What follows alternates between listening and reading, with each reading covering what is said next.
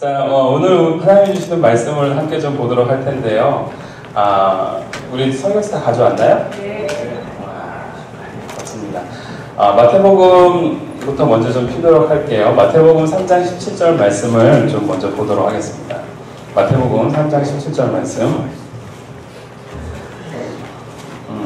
우리 친구들이, 죄송합니다. 우리 모든 사람들이 함께 좀 한 목소리로 함께 읽어보겠습니다. 시작. 하늘로부터 소리가 있어 말씀하시되 지금의 사랑하는 하나님께 구원받는 자였습니다.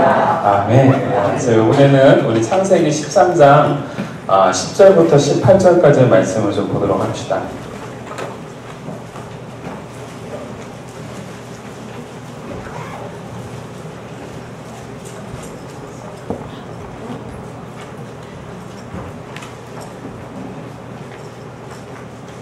창세기 13장 10절부터 읽는데요. 저는 오늘 개역 한글 성경을 가져왔어요. 여러분들 개역 개정이죠? 네, 그래서 우리 한 절씩 읽도록 합니다. 제가 짝수절, 여러분들이 홀수절 읽습니다. 제가 먼저 읽을게요.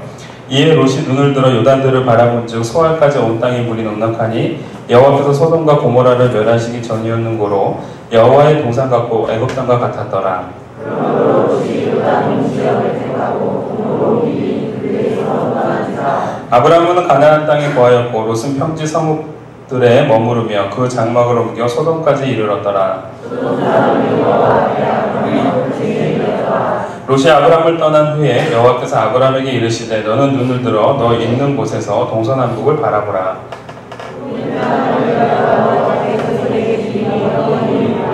내가 내 자손으로 땅의 티끌 같게 하리니 사람이 이 땅의 티끌을 능히 셀 수 있을진데 내 자손도 세리라. 너는 일어나 그 땅의 종과 백으로 드러나려고 내가 그것을 내게 주리라. 다 같이 있습니다. 이에 아브라함이 장막을 옮겨 헤브론에 있는 마므레 상수리 숲에 이르러 거기에 거하며 거기서 여호와를 위하여 단을 쌓았더라. 아멘. 할렐루야. 네, 오늘 눈을 들어 바라보라 라는 제목으로 우리가 함께 좀 은혜를 나눠보도록 하겠습니다. 눈을 들어 바라보라. 우리가 이 수련회를 하게 되어지면 먼저 마음가짐이 참 중요합니다. 여러분들 수련회에 있어서 가장 중요한 날이 어느 날이에요? 마지막 날. 여러분들 마지막 날은 이제 완전히 준비한 마음으로 가지고 있죠. 그쵸? 근데 오늘 제가 조금 제안을 하고 싶은 거는 저는 지금까지 청소년 사역을 한 11년 정도 해왔습니다. 청소년 사역을 11년 정도 해왔고 그러다 보니까 수련회를 이렇게 컨셉을 잡고 그 다음에 디렉터를 나가면서 제가 경험한 것이 하나가 있다고 한다면 수련회의 그 승패는 둘째 날이 아니라 첫째 날입니다. 여러분. 그래서 여러분들이 오늘 첫째 날 그냥 죽을 각오를 하고 여기 왔으면 좋겠어요. 알겠죠? 그래서 여러분들 앉으실 때 지금 여기 제가 아까 전에 잠깐 한번 앉아봤는데 밑에다가 뭘 포겠나 봐요. 폭신폭신하긴 한데 엉덩이가 이제 마른 사람들 같은 경우 좀 약간 백이죠. 뭐 백일 사람은 없어 보이는데 백 있는 사람들이 있으면 바로 이렇게 앞으로 쭉 펴도 돼요. 괜찮습니다.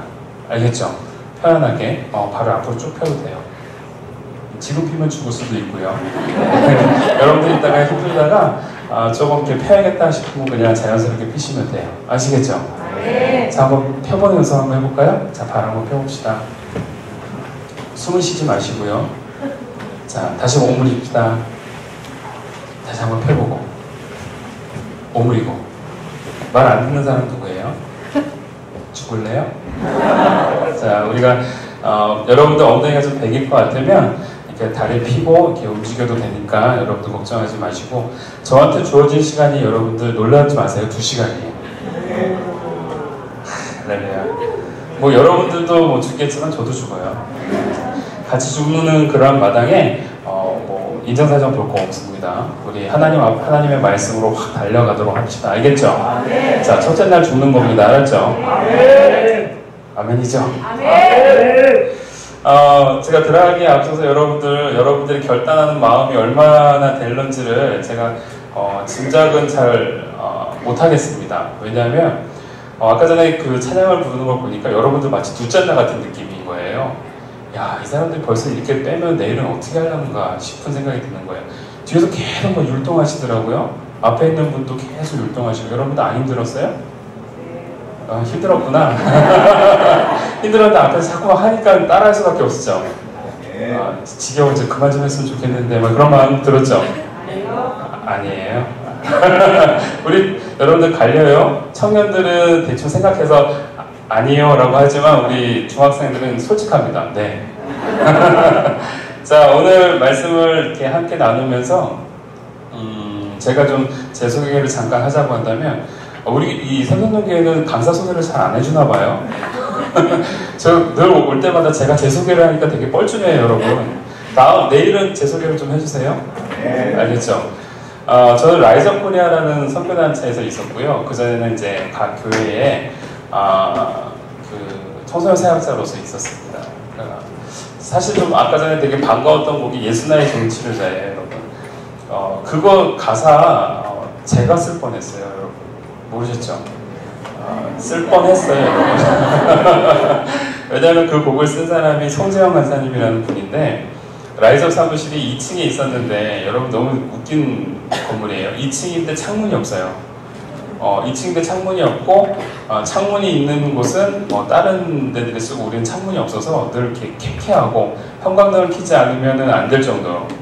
근데 그 속에서 이 송재영 간사님이라는 분이 기타를 띵기당 이렇게 튕기면서 또하 하면서 무슨 곡을 만들었어요. 곡을 만들면서 그 곡이 멜로디가 되게 좋은 거예요. 그래서 저한테 이렇게 얘기하는 거예요. 이 곡 가사를 써달라고. 그 곡이 예수 나의 좋은 치료자예요. 근데 제가 곡을 딱 듣는데 곡이 너무 좋은 거예요. 욕심이 나죠. 가사를 내가 쓰면 나중에 이 곡에 대한 그 가사에 제 이름이 늘 올라갈 거 아니에요. 그렇죠? 그리고 나름대로 그 판권에 의해서 곡당 한 20원씩 떨어질 거 아니에요. 그렇죠?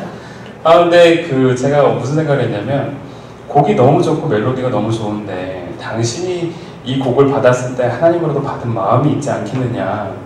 당신이 받은 그 마음을 갖고 그 곡을 썼으면 좋겠다 했더니 예수나의 좋은 치료자 그 말씀을 이렇게 묵상을 하다가 그 대목에서 감동을 받고 자기가 혈루병 걸린 여인인 것처럼 생각을 하면서 그 곡을 쓴 거예요. 그래서 하늘 닿는 데까지 뭐 한다고요? 네, 두 손 들리라. 하나님을 예수님께 나아가고자 하는 그 절박한 심정을 그 가사 속에다 이렇게 표현했는데 제가 그거 보고요, 내가 안 쓰길 잘했다라는 생각했어요. 할렐루야. 네. 조금 아쉽긴 해요.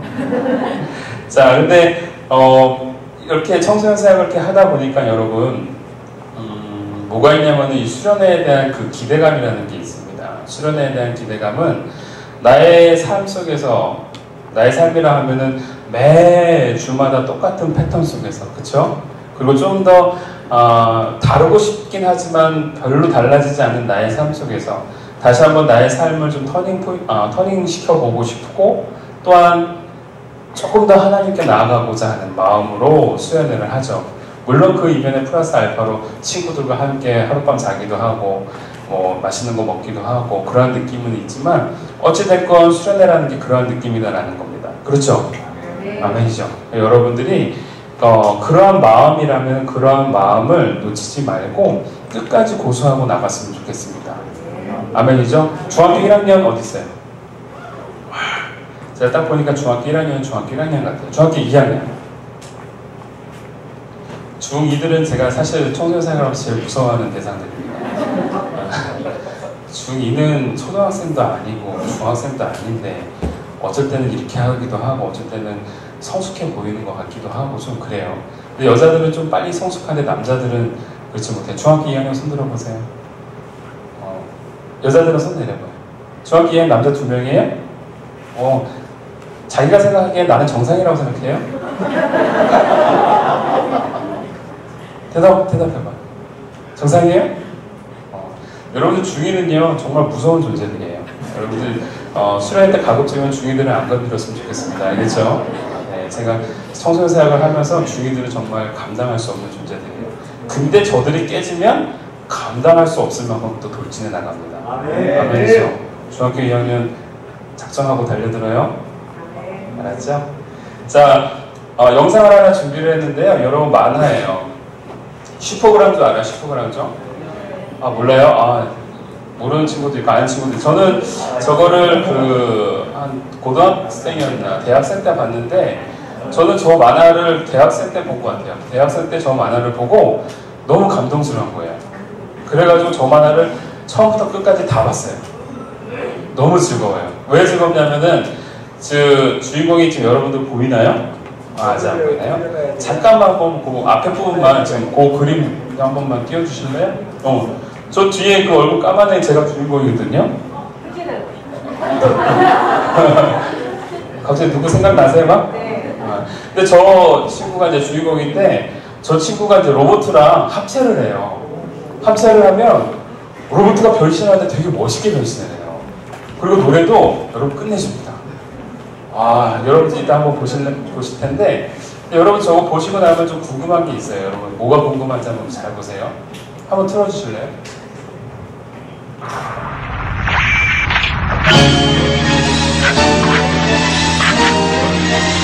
마지막으로 슛!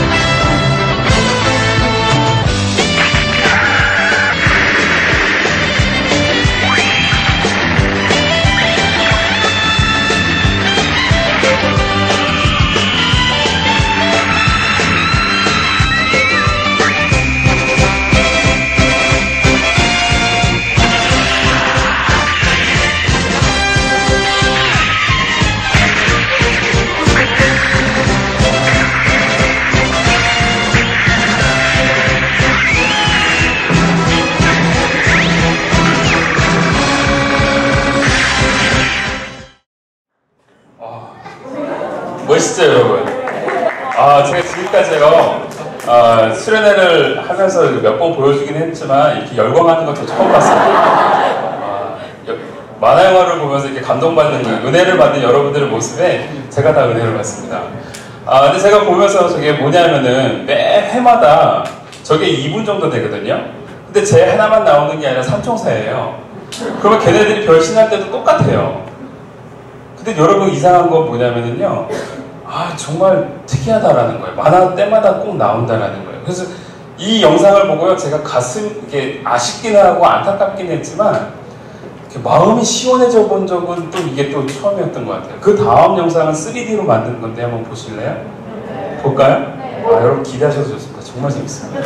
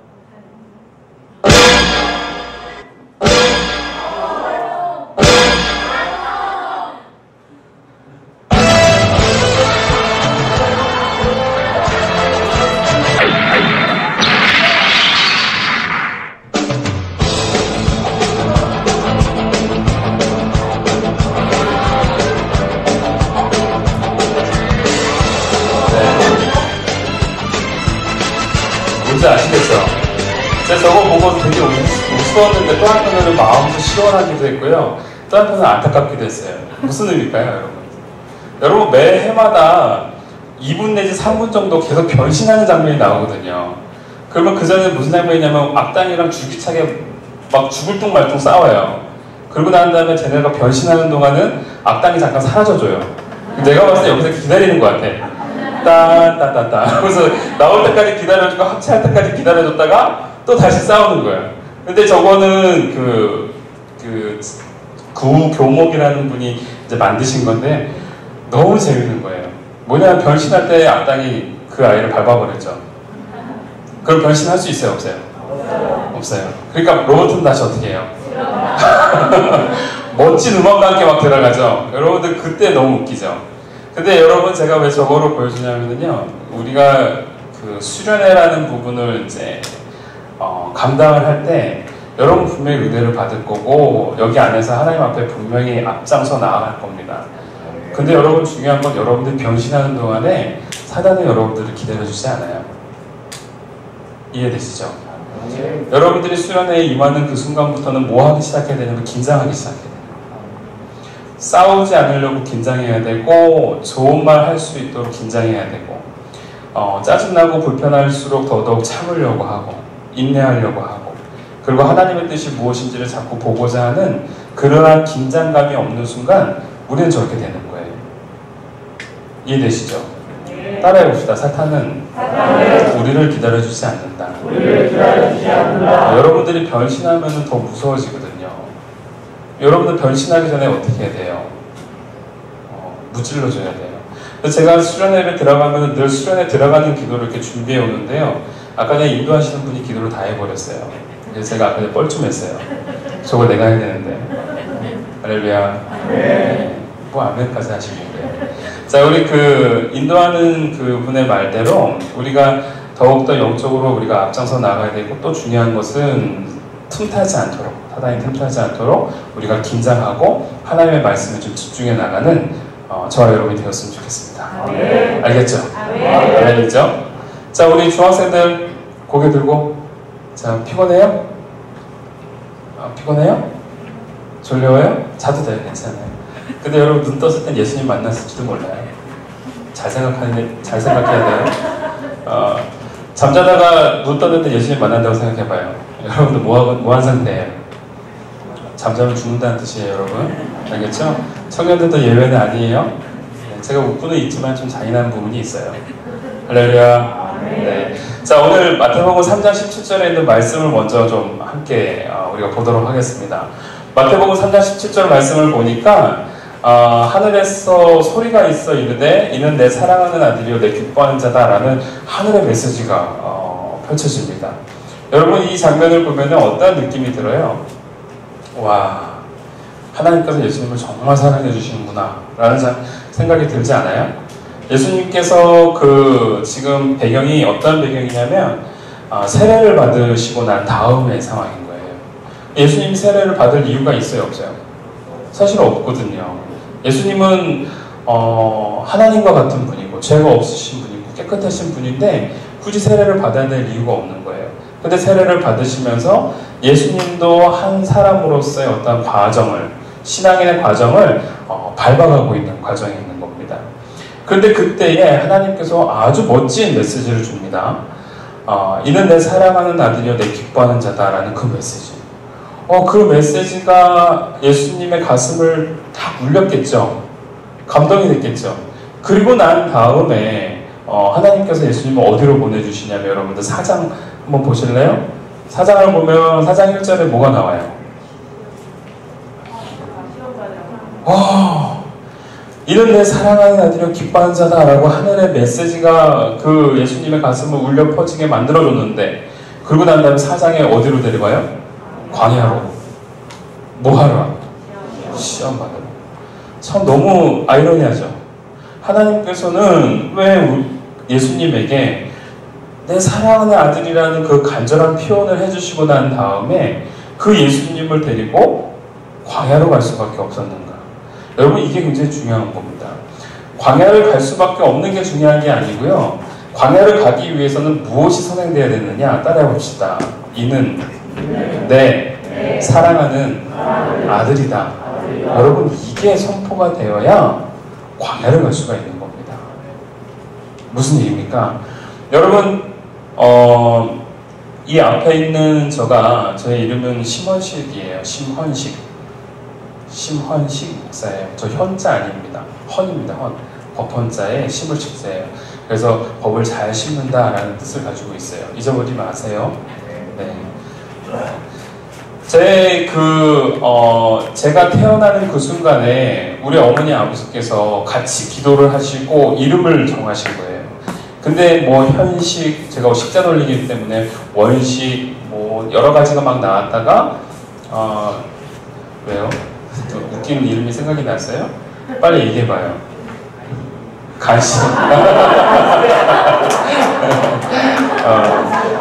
제 이름을 가지고 한 번씩 하라 그러면 참 재밌는 게 나와요. 간식, 웃겼어요. 안 웃겼으면 죽을 뻔했어요. 자, 제 이름은 간식은 아니고요. 이제 헌식으로서 이제 딱 나왔는데, 그러다 보니까 여러분, 이 이름이 두 분 중에 한 분이 하신 게 아니라 두 분이 다 같이 생각하신 거예요. 그래서 그때 우리 아버지는 이제 교사로 가 계셨고, 우리 어머니 주부로 계셨다가, 밤에 이제 이름을 뭘로 짓까 하다가 헌식 어때? 그랬더니 당신 누구야? 나도야. 그래서 제 이름이 헌식이 된 거예요. 그 다음부터 제 별명이 헌밥이 됐어요. 근데 너무 아이러니하게도 우리 반에는 늘 세식이라는 친구가 있었어요. 그래서 늘 비교됐습니다. 헌식과 세식. 근데 여러분들 이 과정이 왜 중요한 거냐면 그 이름이 나는 좀 비록 좋지는 않지만 의미가 있다라는 겁니다. 그리고 그 의미 속에 그 이름 속에 의미를 계속해서 부여하면서 그 사람에 대한 존재 가치를 더 격상시켜주는 거죠. 그래서 저한테 늘 뭐라고 말씀하시느냐? 너는 세상의 법뿐만 아니라 하나님의 법을 잘 세우는 사람이 되었으면 좋겠다. 이게 우리 어머니 아버지께서 이름을 지어주신 이유인 겁니다. 여러분 그 얘기를 들었을 때 단순하게 그 얘기만 들으면 제가 그 하나님의 법을 심기 위해 움직였을까요? 그렇지 않다라는 겁니다. 그분이 나에게, 우리 어머니와 아버지께서 나에게 무언가를 주셨기 때문에 내가 움직일 수가 있는데 그 무언가는 바로 사랑이다라는 겁니다. 여러분 굉장히 중요합니다. 사랑이라는 게 그래서 중요한 겁니다. 사랑이라는 것은 다시 원점으로 돌아가게 하는, 다시 한번 새 출발할 수 있게 하는 그러한 근원적 에너지의 힘이 있습니다. 그래서 여러분 이 사랑이라는 부분은 헬라어 성경 안에서도 사랑하세요 라고 할 때 전제 조건을 달지 않습니다. 그냥 사랑하세요입니다. 뭐뭐를 표현하세요가 아니라 사랑하세요. 그리고 난 다음에 여러 가지들을 붙여나갑니다. 성경은 가장 중요하게 여기는 내용 중에 하나가 바로 무엇이다? 사랑이다라는 겁니다. 여러분 이 사랑이라는 것은 역사적으로, 문학적으로, 그리고 예술적으로 하나의 공통된 주제였습니다. 참 재밌게도 여러분 사랑이라는 주제를 갖고 드라마를 만들면 식상하지 않아요. 여러분 식상할 것 같죠? 근데 그렇지 않습니다. 매 드라마가 다 사랑을 얘기해요. 그리고 영화도 사랑을 얘기를 해요. 노래도 사랑할 노래를 해요. 근데 질리지 않습니다. 왜 그럴까요? 사람의 마음속에 가장 중요하게 여기는 요소 중에 하나가 바로 사랑이라는 한 주제가 있기 때문에 그렇다라는 겁니다. 사랑은 늘 그래서 감동을 줍니다. 그리고 사랑은 늘 우리로 하여금 회복을 가져다 줍니다. 여러분 그 결정체가 될 수 있는 하나를 좀 영상을 준비했는데요. 영상 잘 준비하죠? 네. 우리 중등부만 아니었으면 영상 준비 안 하는데요. 중등부가 있으면 영상을 준비합니다. 왜 그럴까요? 졸지 말라고. 졸지 말라고. 자, 영상을 한번 보시는데 이 영상은요, 여러분들 로미오와 줄리엣이라는 영상이에요. 근데 프랑스 사람들이 하는 겁니다. 그래서 무슨 내용인지 모르지만 자막이 나오니까 보시고요. 여러분 중요한 것은 뮤지컬 혹시 보신 적 있어요? 현장에 가서? 네. 보신 분들은 아마 알 거예요. 감동이라는 게 있어요. 근데 이것도 굉장히 감동이 있습니다. 영상인데도 불구하고 감동이 있습니다. 우리가 한번 보고 그 다음에 말씀을 나누도록 하죠.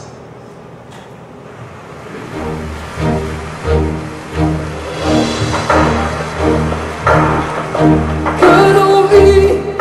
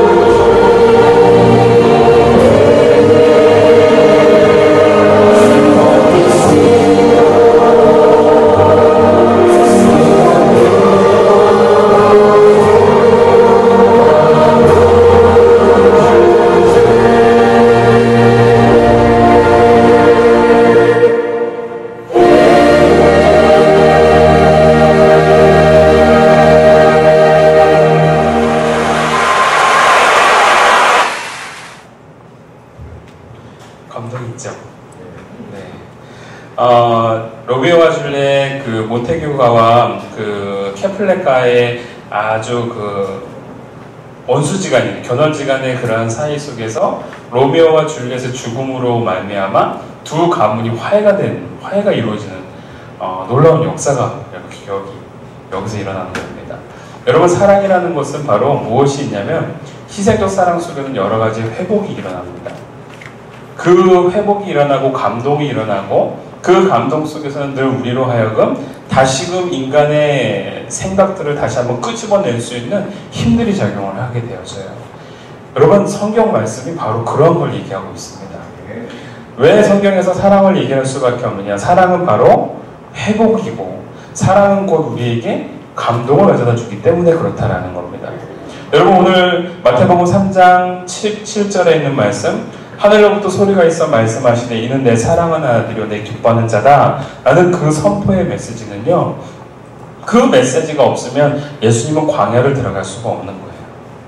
그것이 내 가슴을 울리고 이것이 나로 하여금 내 자존감, 내가 살아가야 되는 그 이유가 분명해질 때 여러분 비로소 내 인생에 있어서 살아야 될 의미가 있는 겁니다. 할렐루야. 네. 여러분, 오늘 선포되어지는 첫 번째 연합적 말씀은 오늘 여러분들을 향하여 하나님께서는 사랑한다 말씀하십니다. 이는 내 사랑하는 아들이요 내 기뻐하는 자라고 말씀하셨던 그 예수님을 죽음으로 몰면서까지 여러분들을 사랑하고 계시다라는 겁니다. 그 사랑의 메시지가 여러분들의 가슴을 울리고 다시 한번 여러분들의 삶의 새로운 방향들을 주장해 나가는 그러한 터닝포인트의 에너지, 역사가 이루어지기를 원합니다. 여러분, 제가 연애 얘기를 한번 해볼게요. 연애 처음 들어보는 거죠, 연애. 연애라는 것은 남자와 여자가 사귀는 과정입니다, 여러분.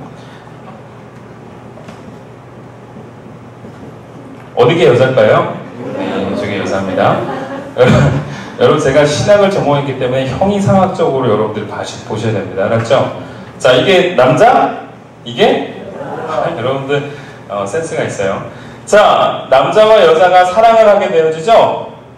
자, 이렇게 사랑을 하게 되어지면 그 사람과 함께 인생의 과정들을 이제 경험하게 되는 겁니다. 자, 이 과정 속에서 무엇이 있냐면 결혼이라는 아주 그 절대적인 사건이 이제 하나가 등장을 하죠. 어떤 사람에게는 이것이 돌이킬 수 없는 후회 때기도 하고, 어떤 사람에게 있어서는 참 즐거움의 때인데, 아쉬운 거는 많은 사람이 다 후회하고 있다라는 겁니다. 우리 장로님 크게 웃으셨네요. 장로님 지난번에도 크게 웃으시더니 여전히 크게 웃으시네요. 자, 여러분들 참 재밌는 게 뭐냐면 이 남자와 이 여자가 사랑을 하게 될 때 중요한 전제 조건이 있습니다. 사랑을 해야 되는 그 조건에 대한 부분입니다. 만약에 이 남자가 어느 기업이라고 그럴까요? 돈 잘 버는 기업. 삼성에 다니고 젊은 나이에 연봉이 1억이야. 와, 이런 남자 만나고 싶죠? 자, 삼성에 다니고 연봉이 1억이고 게다가 남자가 잘생겼어. 핸섬해. 와, 여러분 좋아만 하지 마세요. 여러분들은 생각하면서 이걸 보셔야 돼요. 자, 그래서 이 남자랑 이 여자가 결혼을 했어요. 그런데 여러분, 살다 보면은 뭐가 발생할 수밖에 없냐면요. 여러분들 제가 미리 하나 말씀을 드리는데, 제가 목이 마치 홍해처럼 갈라질 때가 있어요. 비웃지 마세요, 여러분. 잘 갈라져요, 제가. 제가 원래 기적을 좋아하기 때문에요. 목소리가 하염없이 갈라지더라도 이해해주세요. 네. 웃으면 안 돼요. 자, 이렇게 해서 결혼을 하게 됐는데, 문제는 결혼을 하고 난 다음에 문제가 생겼어요. 이 남자가 직장에서 잘린 거야. 그래서 연봉 1억도 날아가고 삼성이라는 곳도 갈 수가 없어. 그러면 사람은 어떻게 될까요? 이 여자는 왜 변할까요? 많이 해본 경험이 있나 봐요. 왜 변할까요? 그렇죠. 여러분, 굉장히 중요한 겁니다.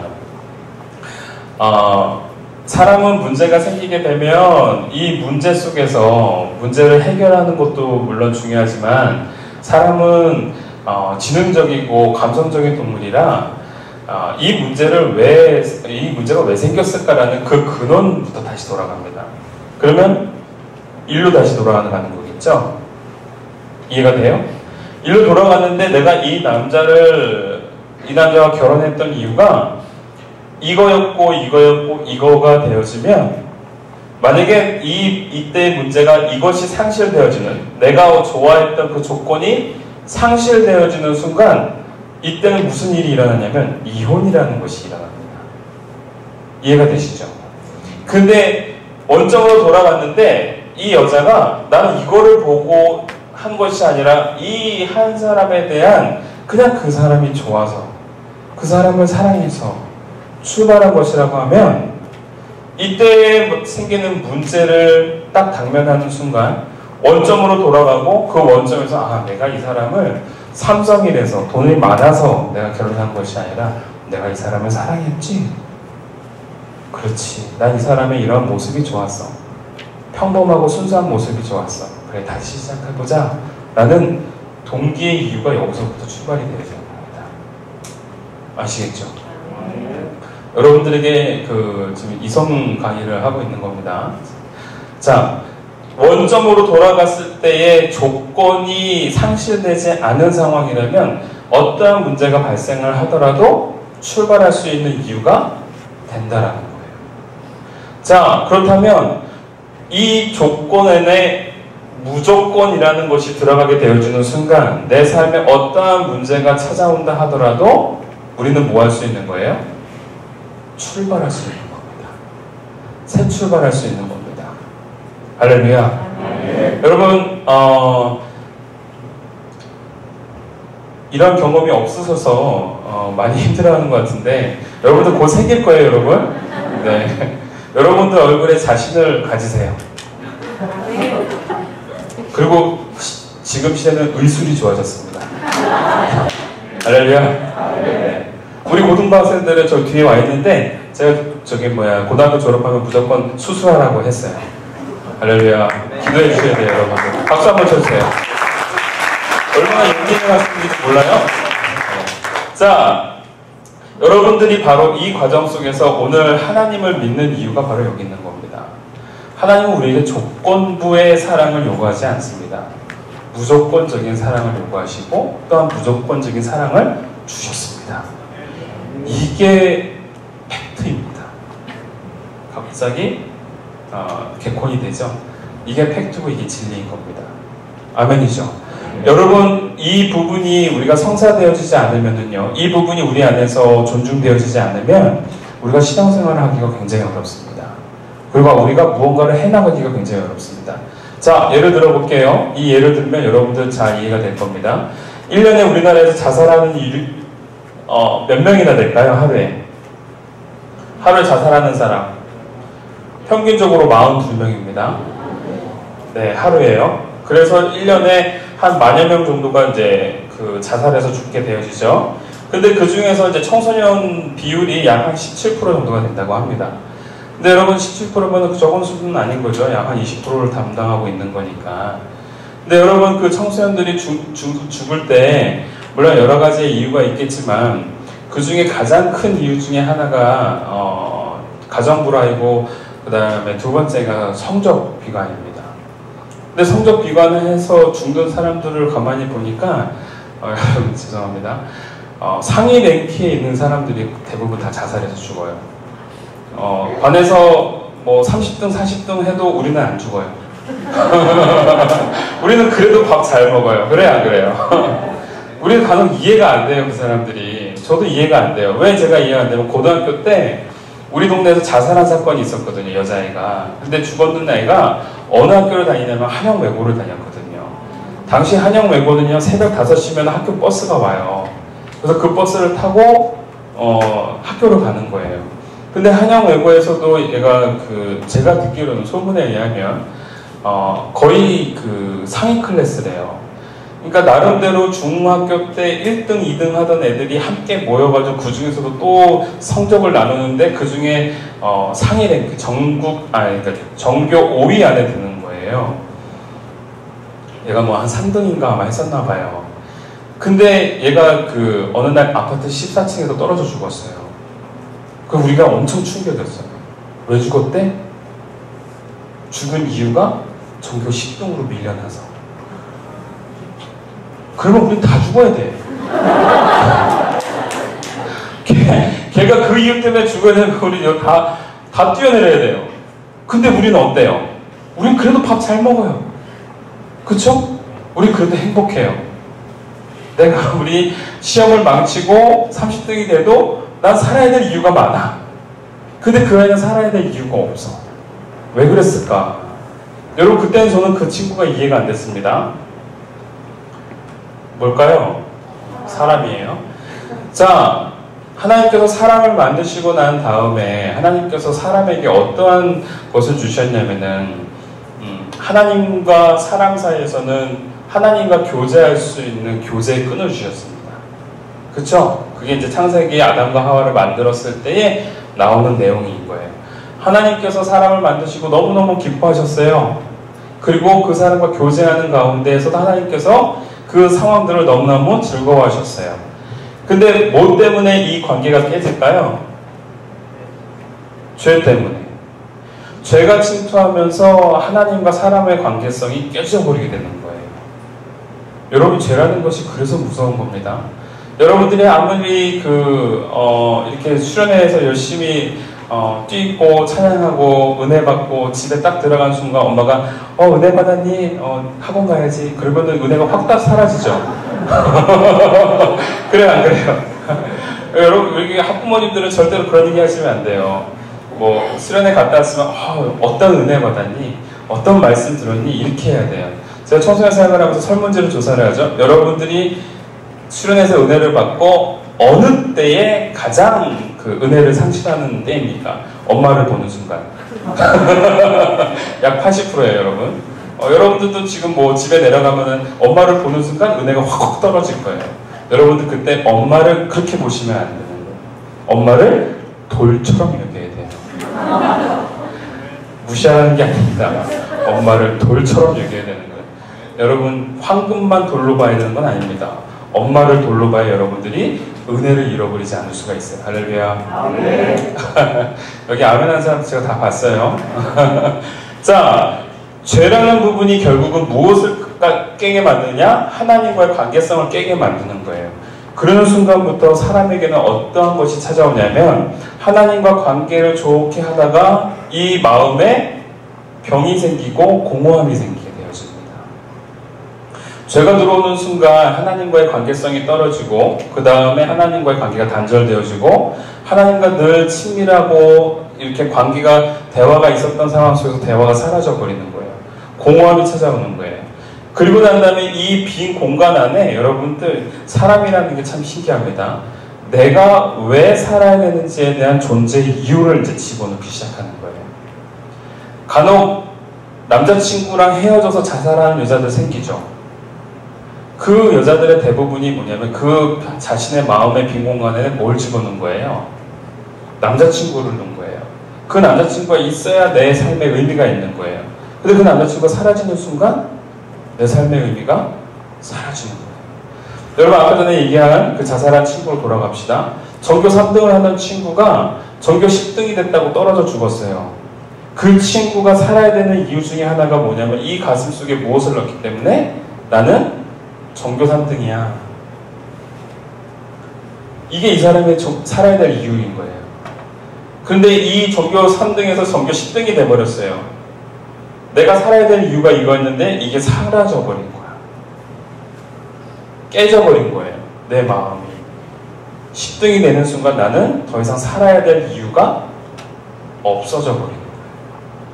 그래서 죽은 거예요. 자살이라는 것이 저도 자살을 생각해 본 적은 없어요, 여러분. 저는 어떠한 순간이 와도 저는 죽을 이유가 없다고 생각합니다. 아무리 꼴등을 해요. 여러분들이랑 똑같아요. 아무리 시험을 개떡을 쳐도 밤에 되면은 먹고 싶어요. 그래 안 그래요? 여러분 도서관 독서실에 가가지고 여러분 가방 확 던지고선 공부해야지 하다가 갑자기 친구랑 PC방 잠깐 갔다 와야지. 그러거나 아니면은 커피 한 잔 마셔야지. 아니면 노래방 한번 가야지. 그리고 가죠. 그 밤 늦게까지 놀다가 집에 딱 들어와. 근데 엄마가 공부한 줄 알고 얼마나 힘들었니? 그 간식을 내놔. 여러분들 먹어야 먹어요. 그래요. 여러분들이 나랑 똑같은 거예요. 우리는 그러한 인격성을 가지고 살고 있어요. 우리는 죽어야 될 이유가 없어요. 그래 안 그래요? 여러분, 근데 이 사람은 죽어야 될 이유가 생기는 거예요. 왜 우리가 하나님을 믿으면서 하나님 안에 사랑을 우리는 계속 공급을 받아야 되느냐? 바로 우리가 살아야 될 이유거든요.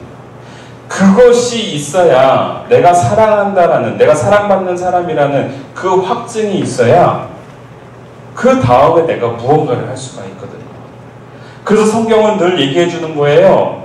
하나님은 너를 사랑하고 있다. 하나님은 너희들을 사랑하고 있다라는 걸 얘기해 주고 있는 거예요.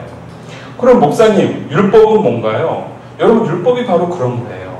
하나님이 나를 사랑하기 위해서 여러 가지의 방법들을 얘기해 주는 거예요. 그리고 성경은 그걸 얘기해 주는 거예요. 내가 너를 얼마나 사랑하고 있는지를 이 사람 저 사람의 어떤 삶을 통해서 얘기해 주고 있는 거예요. 그런데 문제는 우리가 그 사랑에 대한 고백을 안 들어요. 그게 문제입니다. 여러분, 제가 연애할 때 얘기를 잠깐 할게요. 저도 연애했습니다. 여러분, 결혼했습니다. 여러분, 제가 몸이 지금은 이렇지만 옛날에는 그래도 사람다웠어요.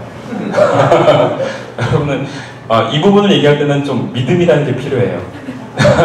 저도 결혼을 했습니다. 근데 제가 아내랑 결혼을 할 때 여러분이 그런 생각을 할지 모르는데 그 여자 정말 불쌍하다 이런 생각을 할지 모르는데 우리 둘 다 그렇게 생각을 해요. 우리 아내랑 결혼을 할 때 이런 것들이 이제 주고받아요. 연애 편지. 그래 안 그래요? 뭘 써봤어야 알지. 연애 편지를 이제 써서 이렇게 줬어요. 그러면은 우리 아내가 그 연애 편지를 이렇게 가지고 있어요. 저는 우리 와이프가 그때 이제 와이프는 아니었지만 그때 준 연애 편지를 이렇게 늘 가지고 다녔어요. 수첩에다도 껴놓고 책에다도 껴놓고 뒷주머니에 끼고 다니면서 이제 이렇게 편지를 봤어요. 근데 어느 날 이렇게 지갑을 빼다가 편지가 뚝 떨어진 거야.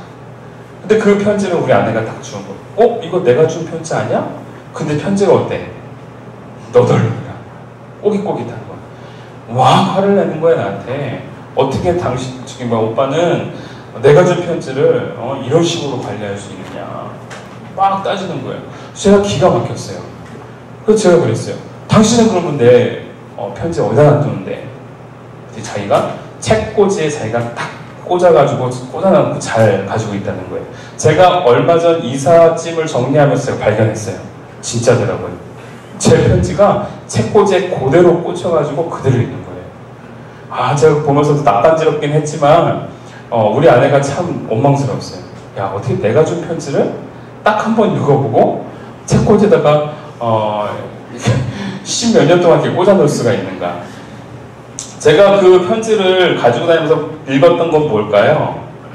그 아이의 마음을 느끼고 싶었던 거예요. 이 글을 쓸 때. 여러분들 편지를 보통 언제 써요? 밤에 쓰죠? 그거 아침에 읽어보고 주면 안 돼요, 여러분. 읽어보는 순간 찢어버려요. 그래요. 밤에 썼으면 밤에 동복 딱 해야 돼요. 풀 딱 붙여야 돼요. 그래야 여러분들 그게 좋은 거예요. 여러분 신상이 좋아요. 그걸 다시 한번 맞춤법을 점검한다는 등 해서 다시 읽어보는 순간 막 손이 막 오그라들죠. 여러분 근데 그 오그라드는 그 감정이 진짜 감정이라니까요. 여러분 참 우리가 오해하고 있는 것 중에 하나가 하나님께서는 우리에게 이성을 주셨고 또 하나 뭘 주셨어요? 감성을 주셨어요. 하나님이 제일 좋아하는 게 뭘까요? 여러분 저는 이 두 가지 다 하나님이 좋아하신다고 생각해요. 사람들이 이성으로만 살면 안 돼요, 여러분. 감성적인 부분이 있어야 감동도 느끼고 사랑도 느끼고 그렇죠. 하나님께서 우리 아까 전에 막 찬양할 때 찬양 보면서 제가 엄청 웃었어요. 찬양 인도하는 친구 갑자기 누워 막 그러는 거예요. 저는 농담하는 줄 알았어요. 근데 진짜 애들이 누워. 와, 이렇게도 하는구나. 여러분 누워봐. 그럼 안 눕잖아. 근데 그 친구가 누워 그랬더니 애들이 막 이렇게 누워. 선생님들도 다 눕고 그 다음에 조금만 일어나봐. 엉덩이 띄워봐. 그럼 엉덩이 띄워. 여러분 되게 재밌어요. 우리가 이성적으로 생각하면 그거 절대 하면 안 돼요. 그게 여러분들 몰라서 근데 뒤에서 보면 얼마나 웃긴지 알아요, 여러분? 여러분도 골반이 그대로 드러나고요. 뒤에 팬티도 다 보여요. 근데 여러분들 막 누웠다가 일어났다가 막 그래요. 이성이라는 부분이 작용하는 순간 우리는 아무것도 할 수가 없어. 그쵸? 근데 감성이라는 부분이 있으니까 그런 것도 하고 즐겁고 뛰놀고 할 수 있는 거예요. 그리고 하나님 앞에 더 열정적으로 다가갈 수 있는 거예요. 그래요, 안 그래요? 이 두 부분 다 중요한 부분이에요. 이해되시죠? 네. 자, 제가 왜 이 얘기를 했죠, 갑자기? 편지를 얘기했죠. 편지라는 부분이 바로 그 부분인 겁니다. 이성과 감성이 복합되어져 있는 결정체인 거예요. 내 마음을 드러낼 수 있는 것, 내 상황을 그대로 녹여낼 수 있는 것. 간혹 내가 갖고 있는 사랑을 그냥 전달해주면 무미건조하지만 조금 표장을 하면은 아름답게 전달해줄 수 있는 거거든요. 그래요, 안 그래요? 여러분 편지라는 부분이 바로 그런 부분입니다. 그래서 저는요 그 아내의 마음을 읽으면서 전 즐거운 거예요. 화장실에서 앉으면서 똥 누면서도 힙 주면서도 그거 보면서 흐뭇해하고 괜히 웃고. 여러분들 화장실에서 혼자 웃다가 걸리면 얼마나 웃긴지 알아요? 그러고 있는데 저쪽에서 이상한 사람이 있었네. 그러면은 되게 웃겨요, 여러분. 자, 이성과 감성이 한꺼번에 모아져서 그 마음이 전달되는 게 바로 편지인 거예요. 여러분 하나님께서 우리에게 뭘 주신 거예요? 내가 너희들 사랑한다라고 이렇게 편지를 주신 거예요. 근데 이 편지를 여러분도 어떻게 해요? 우리 아내랑 똑같죠? 간혹 우리 그 장로님들이나 권사님들은 차 타자마자 차 다시방에 이렇게 뒤에다가 이렇게 올려놓으시거나 그렇죠? 그러면서 이제 교회 예배 드리거나 하면은 또 차에서 이렇게 꺼내시고, 또 어떤 분들은 선반에다가 딱 올려놨다가 교회 가기 전에 먼지 툭툭 털고 다시 꺼내오고, 아무도 이 편지에 대해서 관심을 안 갖는다라는 거예요. 중요한 건 우리가 사랑한다라는 걸 알았으면 사랑에 대한 부분들을 어떻게 될까요? 들어야 되는 거예요. 읽어야 되는 거예요. 아멘이죠? 아멘. 여러분들 그래서 중요한 거는 수련회를 끝나고 나면 여러분들이 꼭 무슨 작업을 했으면 좋겠느냐? 말씀을 읽는 작업을 했으면 좋겠어요. 아멘. 저희 개인적으로 성경책에 이렇게 너덜너덜해졌죠. 이게 제가 갖고 있는 성경 3번째 성경이에요. 4번째 성경, 5번째 성경 아직 멀쩡한데 3번째 성경은 이렇게 너덜너덜해요. 근데 이렇게 되는 이유가 있어요. 자꾸 보니까 너덜너덜해지는 거예요. 자꾸 보니까 이 안에다가 줄을 치고 자꾸 뭘 적고 하니까 하나님의 마음을 알게 되는 순간 감동이 임하거든요. 감동이 임하는 순간 그 말씀을 그냥 놔둘 수가 없는 거예요. 여러분, 성경이라는 부분은 바로 하나님이 우리를 사랑해 주신다는 그 내용들을 적어놓은 편지인 거예요. 그러면 우리는 뭐 해야 될까요? 알아야 되겠죠. 중요한 겁니다. 여러분, 우리가 성경을 알아갈 때, 우리의 삶이 변하고자 할 때 3가지 단계를 경험하게 되어집니다. 첫 번째가 인포메이션의 관계입니다. 인포메이션의 단계는 뭐냐면 알아야 되는 거예요. 그 사람에 대해서 알아야 되는 거예요. 여러분들 미팅 해봤어요? 제가 엄한 걸 물어봤네요. 미팅이라는 게 있어요. 우리 서로 남자 여자가 모르는 상태에서 만나는 거예요. 자, 여러분, 그 모르는 상태에서 만날 때에 뭐부터 우리가 왔다 갔다 할까요? 그 사람에 대한 정보인 거예요. 이름은 뭐고, 학교는 뭐고, 어떠한 삶을 살아가고 있고, 뭐 이런 기초적인 부분들인 거예요. 여러분, 그러한 기초적인 부분들을 통해서 무엇을 우리가 유추해낼 수 있냐면 그 사람에 대해서 여러 가지 상황이나 좋은 장점들을 우리가 발견해낼 수가 있는 거예요. 여러분, 우리가 살아갈 때 제일 중요한 부분, 인포메이션에 대한 부분이 필요하다라는 겁니다. 아시겠죠? 여러분, 그래서 성경 말씀을 뭐 해야 되는 거예요? 읽어야 되는 거예요. 성경책, 제 성경책은 정말 새 겁니다. 깨끗해요 하는 사람들. 혹시 이렇게 줄 쳐 있는 사람들 있어요, 혹시? 부끄러워하지 마세요. 괜찮아요. 저도 중고등학교 때는 다 그랬던 것 같아요. 자, 성경책을 보면서 우리가 뭐 해야 되냐면 하나님의 마음을 알아가야 되는 거예요. 이해되시죠? 네. 여러분, 하나님께서 우리를 사랑한다는 증거예요. 이걸 통해서 우리는 변화될 수가 있는 겁니다. 저는요, 개인적으로 말씀을 통해서 변화된 사람이에요. 그래서 그 부분을 저는 늘 강조합니다. 어디 가세요? 큰 소리로 얘기하세요. 어디 가세요? 그래요. 여러분, 저분은 지금 화장실을 가고 계실 거예요. 오래 안 걸릴 거죠? 네. 자, 이렇게 하고 나면 그 다음부터는 사람이 화장실을 못 갑니다. 자, 죄송해요. 얼마든지 다녀오셔도 돼요. 저분 올 때까지만 좀 기다리겠습니다.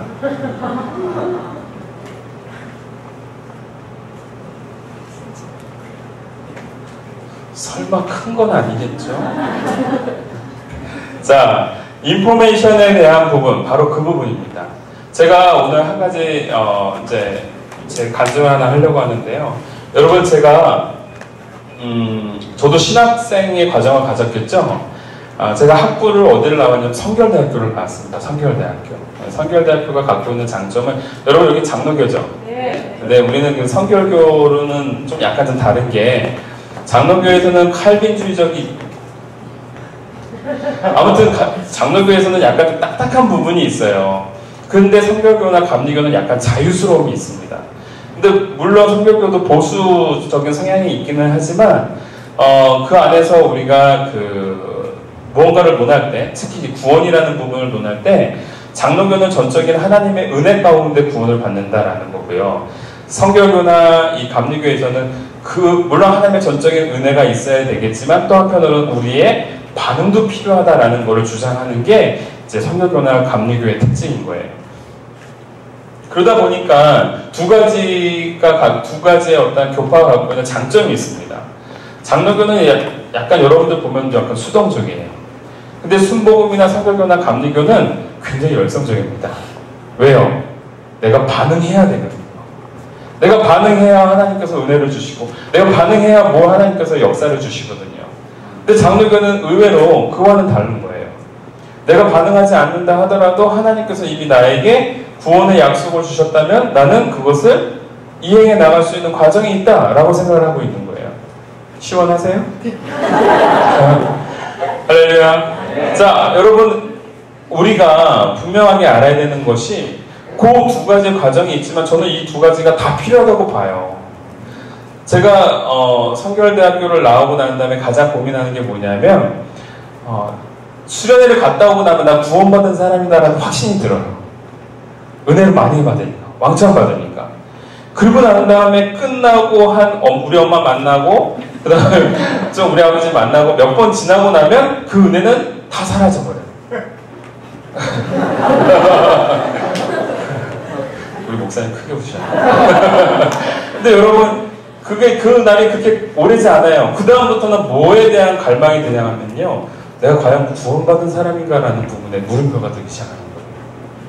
성결교나 감리교가 갖고 있는 신학적 그 문제가 바로 여기에 있는 겁니다. 근데 여러분, 그러다 보니까 자꾸 내가 무언가를 해야 되겠죠. 근데 내가 무언가를 할 때 그 거룩한 그 경건의 연습들이 계속 나오면 문제가 안 되는데, 경건의 연습들이 자꾸 사라지는 거예요. 수련회 갔다 오고 나면은 기도 생활도 하고 또 말씀도 묵상을 하고 예배도 잘 드립니다. 그러다 어느 순간인가 그것이 깨지게 돼요. 여러분, 재밌는 건 한 번 이미 버린 몸, 사람은 한 번 버리기 시작하면 어떻게 해요? 그냥 막 가는 거예요. 우리가 비 오는 날 좋은 옷을 입고 가면 엄청 조심하죠. 그러다 갑자기 지나간 차가 한번 휙 하면서 부정부를 딱 튀기는 순간 뭐예요? 에이씨. 그러고서 그냥 우산 들고 막 걸어가죠? 왜 그래요? 이미 버렸기 때문에. 그러한 고민들이 있는 거예요. 그러면서 제가 어떠한 딜레마에 빠지게 됐냐면, 내가 이 상태로 전도사가 되면 불안한 거야. 어느 날 교수님이 여기 안에서 구원받았다고 확신하는 사람이라고 손을 들어보래요. 근데 여러분, 중요한 거는 신학교입니다. 신학교들은 뭐예요? 이 사람들 졸업하고 나면 뭐 할 사람들이에요? 목사님. 네, 목사님이 되실 분들이에요. 자, 구원받았다고 확신한 사람, 근데 막 손을 들어요. 근데 저 여러분, 죄송한데 저는 손을 늦게 들었어요. 못 들겠는 거야. 내가 지금 내 상태를 봤더니 구원받을 만한 상태가 아닌 거야. 거기서 물음표가 오기 시작하는 거예요. 그러면서 좌절하게 되어지고, 여러분 죄송하지만 제가 목이 되게 아픈데 담배를 아직 못 끊어서 그래요. 농담입니다, 여러분. 제가 신학교 때 뭐가 이제 그 딜레마가 오기 시작하냐면, 내가 과연 이만큼 잘못하면 구원을 못 받을 거면, 요만큼 잘못한다고 똑같이 구원 못 받을 거고, 좀 더 잘못한다고 구원 못 받을 거고, 좀 더 잘못한다고 구원 못 받을 거라면 요만큼 잘못하나 이만큼 잘못하나 비슷하네, 그런 생각이 드는 거예요. 그래서 제가 신학생 때 무슨 짓을 하기 시작했냐면, 여러분 따라하지 마세요. 제가 그때부터 술을 마시기 시작합니다.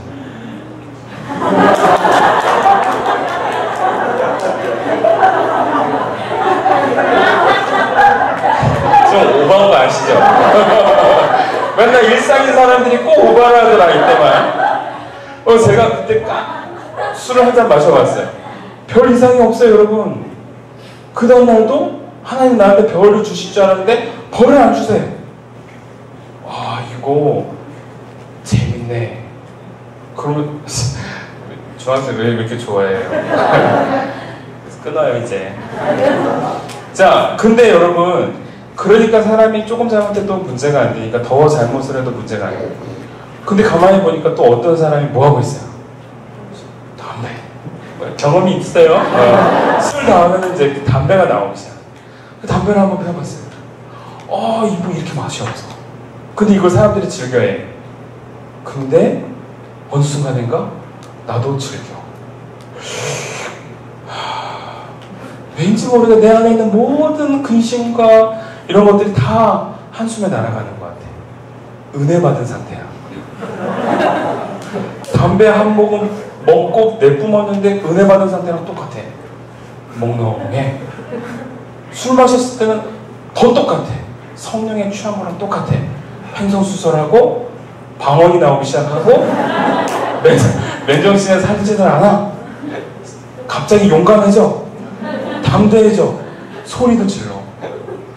이야, 술 먹은 거랑 성령에 취한 거랑 똑같아.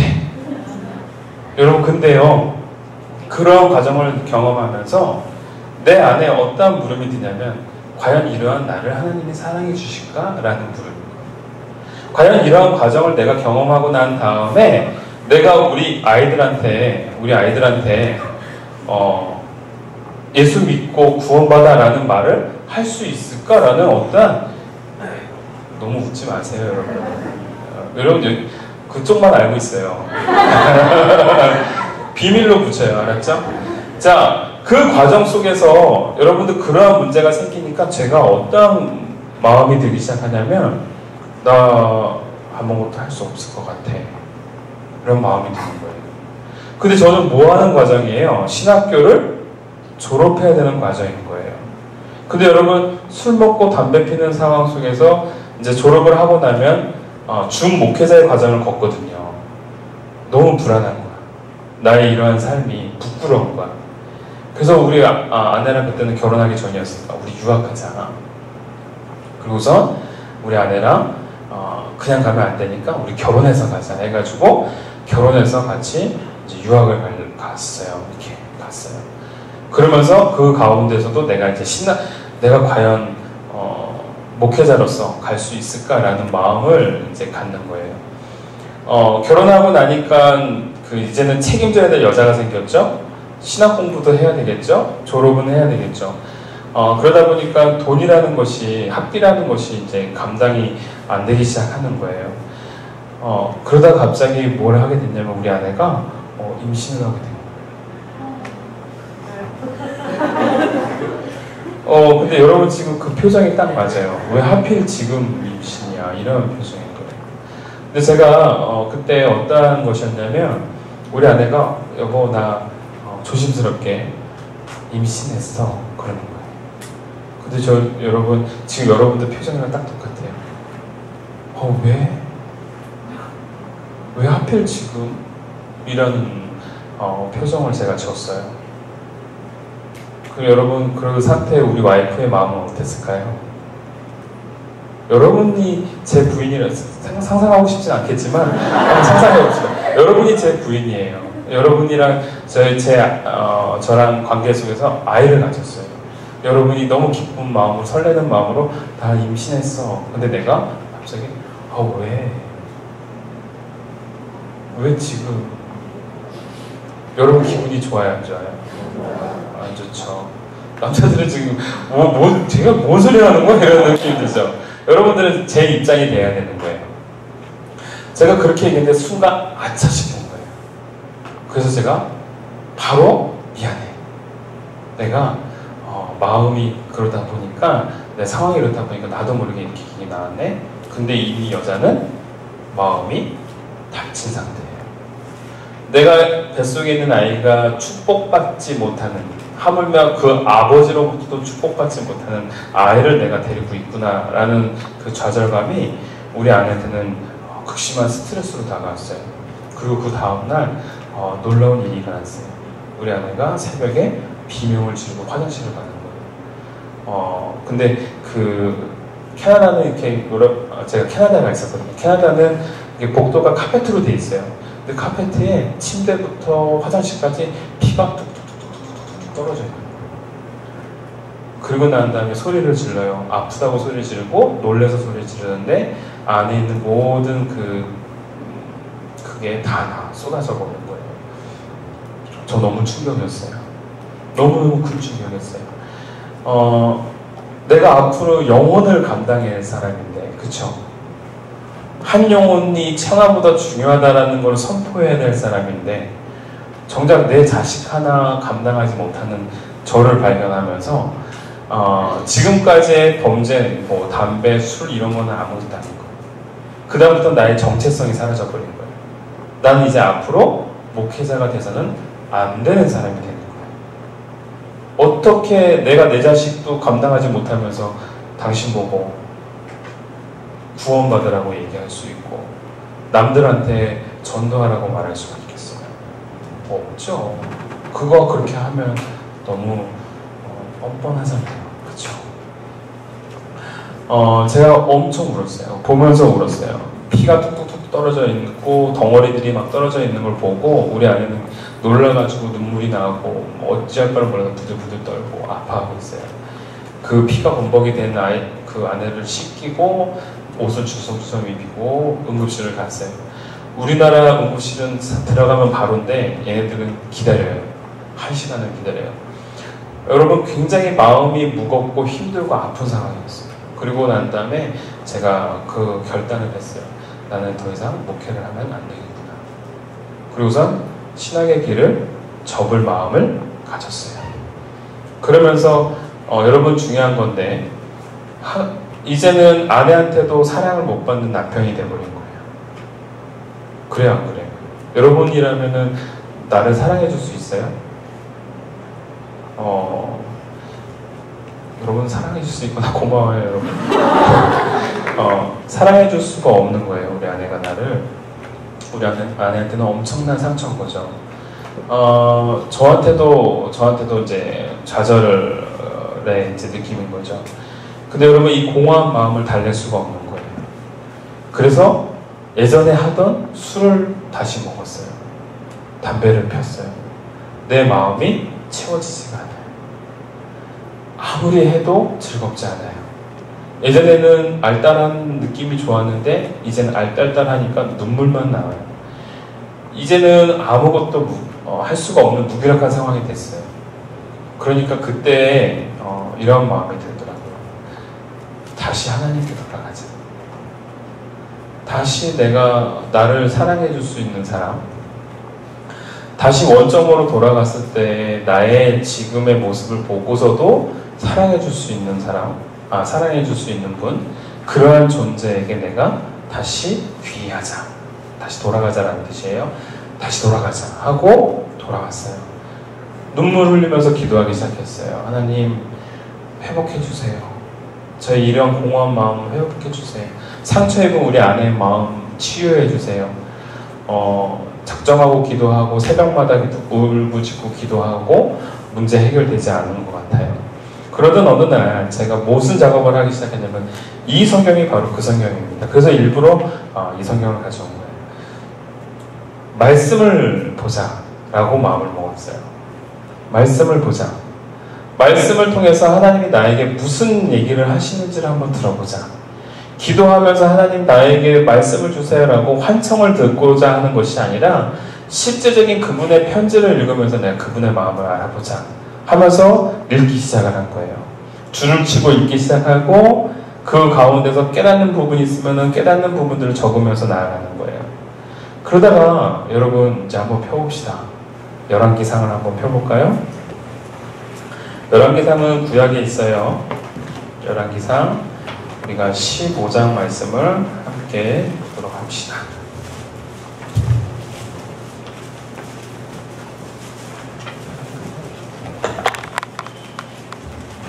(15장을) 보면서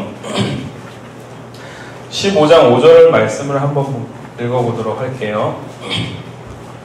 이는 다윗이 햇사람 우리아의 일 외에는 평생에 여호와 보시기에 정직히 행하고 자기에게 명하신 모든 일을 어기지 아니하였습니다. 근데 여러분 제가 이 글을 읽으면서 제가 여기다가 이렇게 적어놨어요. 저자의 시각하고 별표를 쳐놓고 밑줄을 쭉 그었어요. 근데 여러분 열왕기상에 보면은요 이러한 대목들이 솔찬히 나옵니다. 근데 제가 우연치 않게 열왕기상의 이 부분을 읽으면서 이거 내가 앞에서도 봤던 내용인데 또 나왔네? 내가 잘못 읽었나? 하고서 앞장을 본 거예요. 자, 14장 8절로 갑시다. 제가 7절부터 한번 읽어볼게요.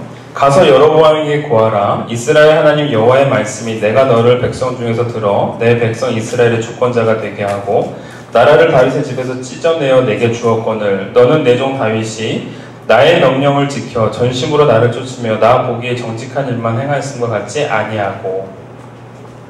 여러분, 제가 이 글을 읽고요, 지금도 기억납니다. 새벽 2시 반에 울기 시작했어요. 이거는 나에게 주신 메시지인 거예요. 나에게 회복으로 하나님이 주시는 약속의 말씀인 거예요. 왜 그랬느냐?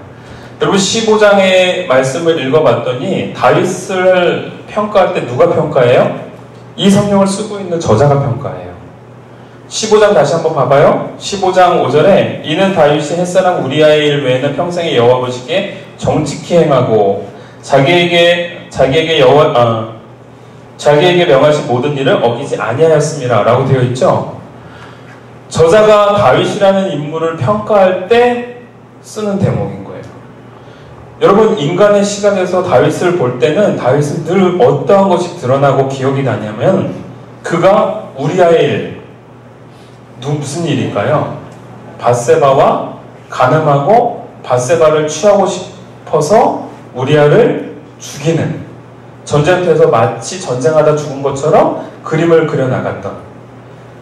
그러니까 다윗이라는 사람을 가만히 보면 다윗은 여러분 10계명 가운데 4번째 안식일을 거룩하게 지켜라, 5번째 부모를 공경하라, 5번째부터 사람에 대한 계명이잖아요. 그렇죠? 그래서 1번부터 4번째까지는 하나님에 대한 계명이고 5번부터 마지막 10번까지는 사람에 대한 계명인데, 사람에 대한 계명 부모를 공경하라를 제외하고 나머지 타인과의 결정 속에서, 타인과의 관계 속에서 나오는 모든 10계명을요 다 어깁니다. 6번째 살인하지 말라, 7번째 간음하지 말라, 8번째 도둑질하지 말라, 9번째 거짓말하지 말라, 10번째 남의 집의 것을 탐내지 말라. 나머지 6번째부터 10번째까지 모든 계명을 다 어겨버린 거예요. 그러한 사람이 다윗이었습니다. 근데 그 다윗에 대해서 하나님이 뭐라고 말씀하세요? 14장으로 딱 넘어가니까 이거는 하나님이 선지자에게 하시는 말씀이에요.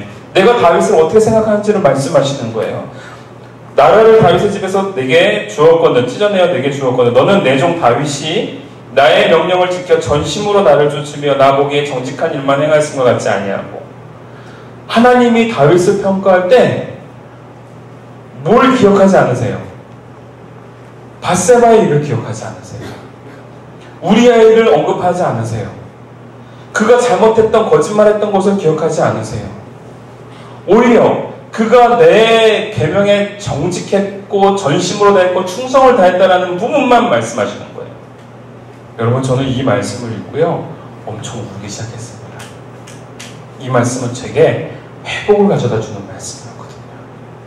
하나님이 내가 어떠한 잘못을 했는지를 기억하시는 것이 아니라 그 죄가 늘 떠올라서 남몰래 담배 피우고 술 먹고 하물며 영혼을 구해야 된다고 말했던 내가 내 자식마저도 구원해내지 못하는 그러한 나의 무기력함을 보면서 하나님을 부르시셨거든요.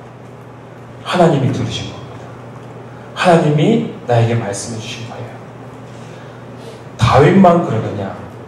하물며 내가 핏값으로, 내 아들의 핏값으로 살린 너야, 내가 너에게 무슨 정죄를 하리요? 하나님이 내게 주시는 약속의 메시지였습니다. 저는요, 이 인포메이션, 하나님께서 나에게 주시는 이 정보의 기록을 듣고 저는 감동을 받기 시작한 거예요. 눈물을 흘리기 시작한 거예요. 하나님이 나에게 이러한 메시지를 주시는구나. 하나님이 나에게 이러한 마음을 갖게 해주시는구나. 나는 부족하고 내 아내조차도 나를 용서할 수 없는 난데, 나 스스로도 용서할 수 없는 난데 하나님이 나를 용서하시는구나. 하나님이 나를 사랑해 주시는구나. 가슴이 저며오기 시작하는 거예요. 심장이 뛰기 시작하는 거예요. 삶의 이유가 생기기 시작하는 거예요. 여러분, 그 순간에 제 안에 이러한 마음이 들었습니다. 하나님이 나를 회복시켜 주시고 하나님이 나를 무조건적으로 사랑해 주시는구나. 여러분, 그 하나님 앞에서 나의 허물들, 나의 죄악들을 다 고해 바쳤습니다. 아무런 반응이 없었던 것 같아요. 아무런 것도 나에게 용서해 주지 않는 것 같아요. 근데 말씀을 통해서 내가 그 용서함을 받았어요. 할렐루야. 네. 여러분, 하나님의 역사는 바로 이러한 강렬함이 있습니다. 제가 그렇게 하고 난 다음부터 어떠한 회복이 들기 시작하냐면은 그 다음부터 술, 담배 끊기 시작하는 거예요. 멀리하는 거예요. 의미가 없는 거예요. 하나님이 나를 지금 책임져 주시고 계시다라는 그 감격만이 지금 나를 회복시켜주고 있는 거예요. 여러분, 그러한 상황이 되는 순간 사람은 변하기 시작하는 겁니다. 사랑은 사람을 변화시킵니다. 여러분, 인포메이션 다음에 무슨 과정이 필요한 거냐? 따라해 봅시다. 포메이션. 여러분, 포메이션 과정이 뭘까요? 뜻으로 하자면 조직하다. 이해가 되세요? 내가 지금 정보를 내가 들었다면 그 정보가 들어지고 난 다음부터는 내 안에서 뭐가 되기 시작하면 조직화되기 시작합니다. 내 안에서 걸러지게 됩니다. 내 거가 되어져 나가는 그 과정이 되는 겁니다. 바로 제가 말씀을 통해서 읽다가 그 말씀이 나의 말씀이 되어지는 순간 내 안에서 회복이 일어나기 시작하는 거예요. 내 안에서 살아야 될 이유가 생기기 시작하는 거예요. 하나님이 나를 그렇게 용서하셨는데 내가 누군들 용서하지 못하겠는가? 하나님이 나를 그렇게 사랑해 주셨는데 내가 그 사랑을 어떻게 갚아야 되는가? 저로 하여금 다시금 하나님의 뜻 가운데 돌아서게 만드는 그러한 조직의 과정이 내 안에 있기 시작하는 거예요. 그러면서 결단을 하는 겁니다. 하나님, 제가 어떻게 해야 될까요? 유학을 계속 해야 될까요? 아니면 멈추고 하나님의 뜻에 따라 지금 다시 돌아가야 될까요? 여러분, 제 상황을 하나님께서 몰아가시면서 어떻게 하셨느냐? 포기하는 거예요. 그리고 다시 영혼을 구하는 사역으로 돌아가게 만드는 거예요. 그 전까지 저에겐 그런 꿈이 있었습니다. 정말 좋은 신학을 공부를 해서 교수가 돼서 한국에 당당하게 돌아오리라. 근데 지금 돌아가면 실패한 과정으로 저 들어가는 거거든요. 너무 부끄러운 거예요. 사람들도 눈치가 보이는 거예요. 근데 지금 하나님이 나에게 주시는 목적이 있다면 내가 그 목적에 따라 움직여야 되겠구나라는 결단이 일어나는 거예요. 하나님의 말씀이 내 안에 조직화가 일어나기 시작하면서 내가 다시 결단하고 다시 돌아오게 된 겁니다. 여러분, 그리고 제가 돌아오고 난 다음에 여러 과정이 있었지만 그 과정 속에서 제가 첫 번째 경험하게 된 것이 무엇이냐면 청소년 사역을 이제 감당하기 시작했는데 어떠한 청소년을 붙여주기 시작하냐면 제일 못 사는 청소년들을 붙여주기 시작하는 거예요. 여러분, 성남이라는 곳이 있습니다. 성남 아세요 혹시?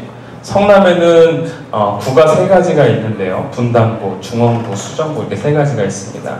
근데 그것을 순위를 매기자면 제일 좋은 구는 여러분이 알다시피 분당구가 제일 좋아요.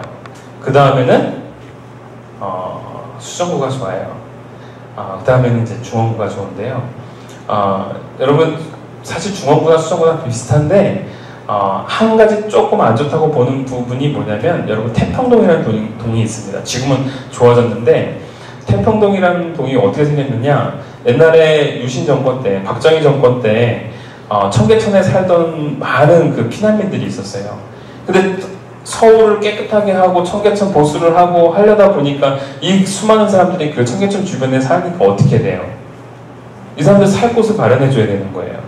근데 그때 당시에 우리가 60년, 70년도에 돈이 없잖아요. 그러니까 그 박정희 정권이 무조건 밀고 나간 거예요. 야, 너희들 다 저 성남이라는 곳에 가서 살아. 너희들이 마음대로 집 짓고 살아. 그래서 거기서 그리고 다 몰아준 거예요. 그 태평동이라는 동네가 그러한 그 피난민들, 노숙인들이 한꺼번에 뒤섞여 사는 곳이 돼버린 거예요. 그래서 개발이 굉장히 안 돼요. 왜? 있는 산 그대로 땅만 파가지고 집 짓고, 그리고 따닥따닥 뭐 도시 정책이 있겠어요? 뭐 도로도 별로 이렇게 넓지도 않고 좁고 좁은 골목들이 이렇게 있는 거예요. 근데 그곳으로 저를 보내준 거예요. 여러분, 참 재밌는 게 뭔지 아냐면 그곳에 갔더니 청소년들이 나오기 시작하는데 그 청소년들이요, 저 되게 놀랐어요. 교회에 딱 들어갔는데 교회에 딱 들어가자마자 갑자기 저쪽에서 염색을 쌩노랗게 하고 가운데를 빨간색으로 염색한 친구가 들어오는 거예요. 근데 그 친구가 너무 놀란 게 뭐냐면 여기다가도 피어싱을 했고요. 여기다가도 피어싱을 했고 여기다가는 피어싱을 여러 개를 했어요. 그 중에 하나를 쇠사슬로 연결을 해가지고 여기다가 이렇게 연결을 했어요. 내가 무서워 죽는 줄 알았어요. 근데 얘가 얘기할 때마다 혓바닥에 찡이 있는 거예요. 혓바닥에 왔다 갔다 하는데 자꾸 철에 뭐가 왔다 갔다 해요. 근데 그 철도 이렇게 뾰족하게 생겼어요. 근데 그런 애들이 한 3명이 들어가요. 제가 그때요, 좀 등치도 있고 좀 그랬으면 문제가 안 되는데, 등치도 그때 크진 않았거든요. 무서운 거예요. 친구가 들어왔는데도, 지금 야라고도 못했어요. 혹시 고등학생인가요? 제가 이런 거 물어보지 않았는데 몇 살에 형성되었나요? 근데 얘가 17살이랬는데 학교를 중퇴를 한 거예요. 근데 친구들이 다 그래. 근데 딱 만나자마자 담배 냄새 장난이 아니야. 담배 쩔었어. 술 먹었어. 얘가 너 왜 나왔냐? 그러니까 왜 나왔어요? 라고 물어봤더니 저 원래 교회 다니는데 전도사님 새로 오셨다고 그래서 자기가 보러 왔다는 거예요. 무서워 죽는 줄 알았습니다. 그런 애들이 저 뒤에서 이렇게 막 떠들고 있는 거예요.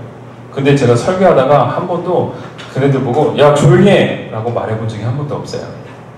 계속 이 앞에 있는 애들만 보고서 설교했어요. 해야나 쟤들이 어떻게 할까봐. 근데 여러분 재밌는 건 뭐냐면 그 다음입니다. 제가 이 아이들을 어찌됐건 섬겨야 되잖아요. 사랑해야 되잖아요. 그걸 하나님 앞에 기도하기 시작하는 거예요. 하나님 제가 어떻게 해야 될까요? 내가 너 사랑하지 않냐? 그렇게 사랑해줘. 하나님 쟤네들을 보세요. 찡만 얼굴에 7개예요. 쟤들 사랑하다가는 제 얼굴에 저런 찡이 박힐지도 몰라요. 근데 사랑해줘. 제가 그래서 사랑해주기 시작했습니다. 아껴주기 시작했습니다. 가출하면은 엄마 아빠가 전화를 합니다. 전사님 우리 애 가출했어요. 한 달째 연락이 없어요. 제가 시작했어요. 친구들 이제 제가 왜 수사가 이렇게 진행되는지 알게 됐어요. 주변에 있는 인물부터 탐색이 들어가고요. 주변의 인물부터 족치기 시작하는 거예요. 그러면 나와요. 야 빨리 불러. 걔 어디 갔어? 몰라요. 모른다니까요. 따라와. 옥상으로 데려가. 5,000원 줄게. 걔 의정부 갔어요. 연락돼? 안 돼요. 5,000원 더 있어. 여기 연락처야 돼요. 그러면서 애들을 내가 이제 모으기 시작해요. 근데 여러분 그러다가 그 아이들이요 하나하나 교회에 들어오기 시작하는 거예요. 그리고 그 아이들이 어느 순간부터 저를 믿기 시작하는 거예요. 새벽 3시에 전화가 와요. 따르릉, 네, 수정경찰서입니다. 무슨 일이시죠? 학생이 슈퍼마켓을 털었어요. 근데 보호자를 데려오니까 전도사님을 데려내요. 제가 가겠습니다. 그래서 새벽에 가는 거예요. 새벽 3시에. 가면은 그 친구들이 모여가지고 너무 뭐 잘못했냐? 갑자기 술이 먹고 싶잖아요. 그래서 슈퍼마켓이 있길래 들어가서 가져왔어요. 돈을 내야지. 문이 잠겨있잖아요. 문이 잠겨있는데 어떻게 들어가? 깨고 들어갔죠. 애들이 맥주가 먹고 싶어서 닫혀있는 슈퍼마켓을 발로 차가지고 부시고 들어가서 그 수많은 음식들 중에 맥주 3캔을 들고 나온 거예요. 그리고서 경찰서에 온 거예요. 그러면서 제가 그 경찰서에 계속 들락날락하는 거예요. 어느 순간부터는 경찰 아저씨들이 전도사님 오셨어요? 얘네들 여기 또 있어요. 이번에는 어떻게 할까요? 죄송합니다. 제가 잘하겠습니다. 그 다음부터 여러분들 제가 어떤 마음이 생기는 줄 알아요? 진짜 제가 아버지가 되는 느낌이에요. 제가 걔들 잘못하면 어디로 부르냐면 옥상으로 불러요. 그 아까 내가 무섭다는 애들이 있잖아요. 다 나보다 키도 크고요. 등치도 좋아요. 팔씨름하면 제 손목을 잡고 팔씨름을 해줘요. 걔는 단 2손가락만 사용해서. 그래도 저를 이겨요. 근데 그 아이들을 제가 이렇게 부릅니다. 엎드려 뻗쳐. 제가 그때 정신이 나갔나 봐요. 엎드려 뻗쳐 했더니 얘들이 저 엎드려 뻗쳐. 그리고 제가 쇠 파이프를 듭니다. 이 쇠 파이프를 들고 싶어서 들은 건 아니고요. 주변에서 뭘 찾긴 찾아야겠는데 마침 뭐가 하나 잡혔는데 전 남은 줄 알았는데 쇠 파이프였어요. 순간 저도 흠칫했고 그걸 바라보고 있는 걔네들도 흠칫했어요. 근데 놀 수는 없는 상황이야. 기싸움이기 때문에. 엎드려. 아, 전사님 왜 이러세요? 엎드려. 근데 걔네들이 엎드려요. 그리고 제가 그걸로 애들 때립니다. 쉬어. 한 대, 두 대, 세 대. 아, 전사 잘못했어요. 너도 왜 맞는지 알겠지? 걔는 사실 몰라요. 네, 알고 있어요. 또 때려요. 왜 맞는지 알겠지? 근데 여러분, 재밌는 건요, 애들이 울어요. 저도 가슴이 아프지만 얘네들도 가슴이 아픈 거예요. 제가 정말 사랑해주는 거 알거든요. 여러분, 제가 거기서 3년 동안 그렇게 생활을 하다가 나올 때, 여러분, 다른 애들은 저를 막 이렇게 뭐 잘 가시라고 막 선물도 주고 막 그랬는데요. 개인적으로 제일 감동받았던 게 뭐냐면, 그 아까 전에 그 의정부로 도망가고 저 충남 아산으로 도망갔던 그 아이가 저한테 뭘 해주냐면 삼겹살을 사주는 거예요. 자기가 알바를 해서 돈을 벌었다는 거예요. 전사님 모시는 거예요. 그러면서 식당으로 데려가서 고기를 마음껏 시키는 거예요. 소고기를 시키는 거예요. 제가 차마 소고기를 먹을 수가 없었어요. 왜? 이미 밥을 먹은 상황인데 이미 밥을 먹었는데 고기를 사준다니까 제가 난감한 거예요. 그래서 우리 아내랑 같이 고깃집에 앉아서 고기를 먹었어요. 제가 꾸역꾸역 먹어. 우리 와이프는 도중에 먹어. 토요일에도 먹어. 나 진짜 여기까지 왔다. 먹어. 그럼 걔가 보면은 정말 맛있다 얘야. 우리 와이프는 정말 이렇게 천사처럼 얼굴 환하게 웃으면 맛있다. 제가 딱 먹으면서 저도 여기까지 찾아왔어요. 고기 한 그릇만 더 시켜도 될까? 애가 너무 좋아하는 거예요. 목사님 전사님 더 드세요. 여기 고기 2근이요. 그러지 않아도 돼 얘야. 아니에요. 꼭 목사님 많이 드셔야 돼요. 아니 그럴 필요 없다니까. 그래서 결국은 그렇게 해서 밥을 먹었어요. 저 그거 끝나고 난 다음에 물론 저도 토하고 우리 와이프도 토했지만 너무너무 행복했습니다. 여러분, 사랑은 사람을 변화시킵니다. 사랑은 사람을 다시 한번 출발하게 만들어줍니다. 여러분들이 왜 하나님의 말씀을 읽고 하나님을 믿고 나아가야 됩니까? 여러분, 저는 이 자리에 있는 친구들이 다 온전한 친구들이라고 보지는 않습니다. 다들 나름대로 상처가 있고 아픔이 있습니다. 아까 전에 인도했던 친구 말이 맞아요. 각자의 아픔과 상처에 그 깊이가 다 있습니다. 그런데 여러분, 중요한 것은 그러한 과정 속에서 하나님 걸 무시하지 않는다는 겁니다. 상대평가로 보지 않습니다. 절대평가로 보십니다. 여러분들의 아픔, 여러분들의 슬픔, 여러분들의 고통 그대로 봐주십니다. 저는 모르겠습니다. 하나님께서 여러분들의 그 공허한 마음, 아까 전에 얘기했듯이 그 빈 마음의 상태에 여러분들이 무엇을 집어넣느냐, 저는 오늘 마태복음 3장 17절의 말씀이 여러분들의 가슴에 울리기를 바랍니다. 예수님은 그 말씀을 듣고 광야를 나갈 수 있는 거예요. 여러분, 사명이라는 것은 내가 사랑받는다라는 그 증거가 나 안에 있었을 때 그 다음에 문제가 일어나는 거예요. 제가 어떻게 목회자의 사명을 다시 한번 회복할 수 있었습니까? 하나님이 나 버리지 않았구나라는 거거든요. 하나님이 나 사랑하는구나라는 거거든요. 그게 나한테 인식이 되어지고 그것이 나에게 정보로 다가오는 순간 그것이 내 안에 조직화되어지고 내가 그 다음부터 하나님의 뜻에 따라 움직일 수 있는 결단이 일어나게 되는 겁니다. 할렐루야. 여러분, 인포메이션 다음에 포메이션의 과정이 있고요. 그 다음에 여러분 진정한 트랜스포메이션이 되는 겁니다. 진짜 변화가 일어나는 거예요. 변화와 변혁은 하나님의 말씀을 통하여서, 그리고 그 말씀이 내 안에 조직화되어지고 그 다음에 내 안에서 진정한 역사로 변화로 이어질 줄 믿습니다. 여러분, 저는요 그 감정이 있어요. 그 감동이 있어요. 그래서 지금도 그러한 감동을 갖고 목회를 하는 겁니다. 그러한 감동을 갖고 사역을 하는 겁니다. 제 안에서도 어려움이 있었습니다. 여러분, 왜 없었겠습니까? 제 안에서도 목회자로서 고통스럽고 힘들었던 부분이 있습니다. 그러나 그 속에서 내가 늘 얻었던 결정적인 확신은 하나님이 날 버리지 않았구나라는 겁니다. 하나님이 나를 사랑하시는구나. 여러분, 이 자리에는 저와 여러분들 하나님 다 사랑해 주십니다. 버리지 않으십니다. 여러분, 그때에 우리는 비로소 하나님을 바라볼 수가 있는 겁니다. 하나님의 사명을 바라볼 수 있는 겁니다. 여러분, 청소년 사역하면은 대부분 꿈을 가져라, 비전을 가져라 말씀하십니다. 그래야 안 그래요? 여러분도 수없이 들었죠? 우리 청년들도 수없이 들었죠? 비전을 갖죠? 수련회 때는. 내려오면 그 비전 사라지잖아요. 근데 여러분 지금부터는 좀 달라집니다. 하나님의 사랑을 느끼고 그 가슴을 느끼는 순간부터는 내 삶이 변화될 수 있습니다. 하나님이 나를 사랑해 주시는구나 라는 그 확신이 드는 순간 우리 어머니가 주지 못하는 그 사랑, 우리 아버지가 주지 못하는 사랑. 저도 개인적으로 아픔이 있는 사람입니다.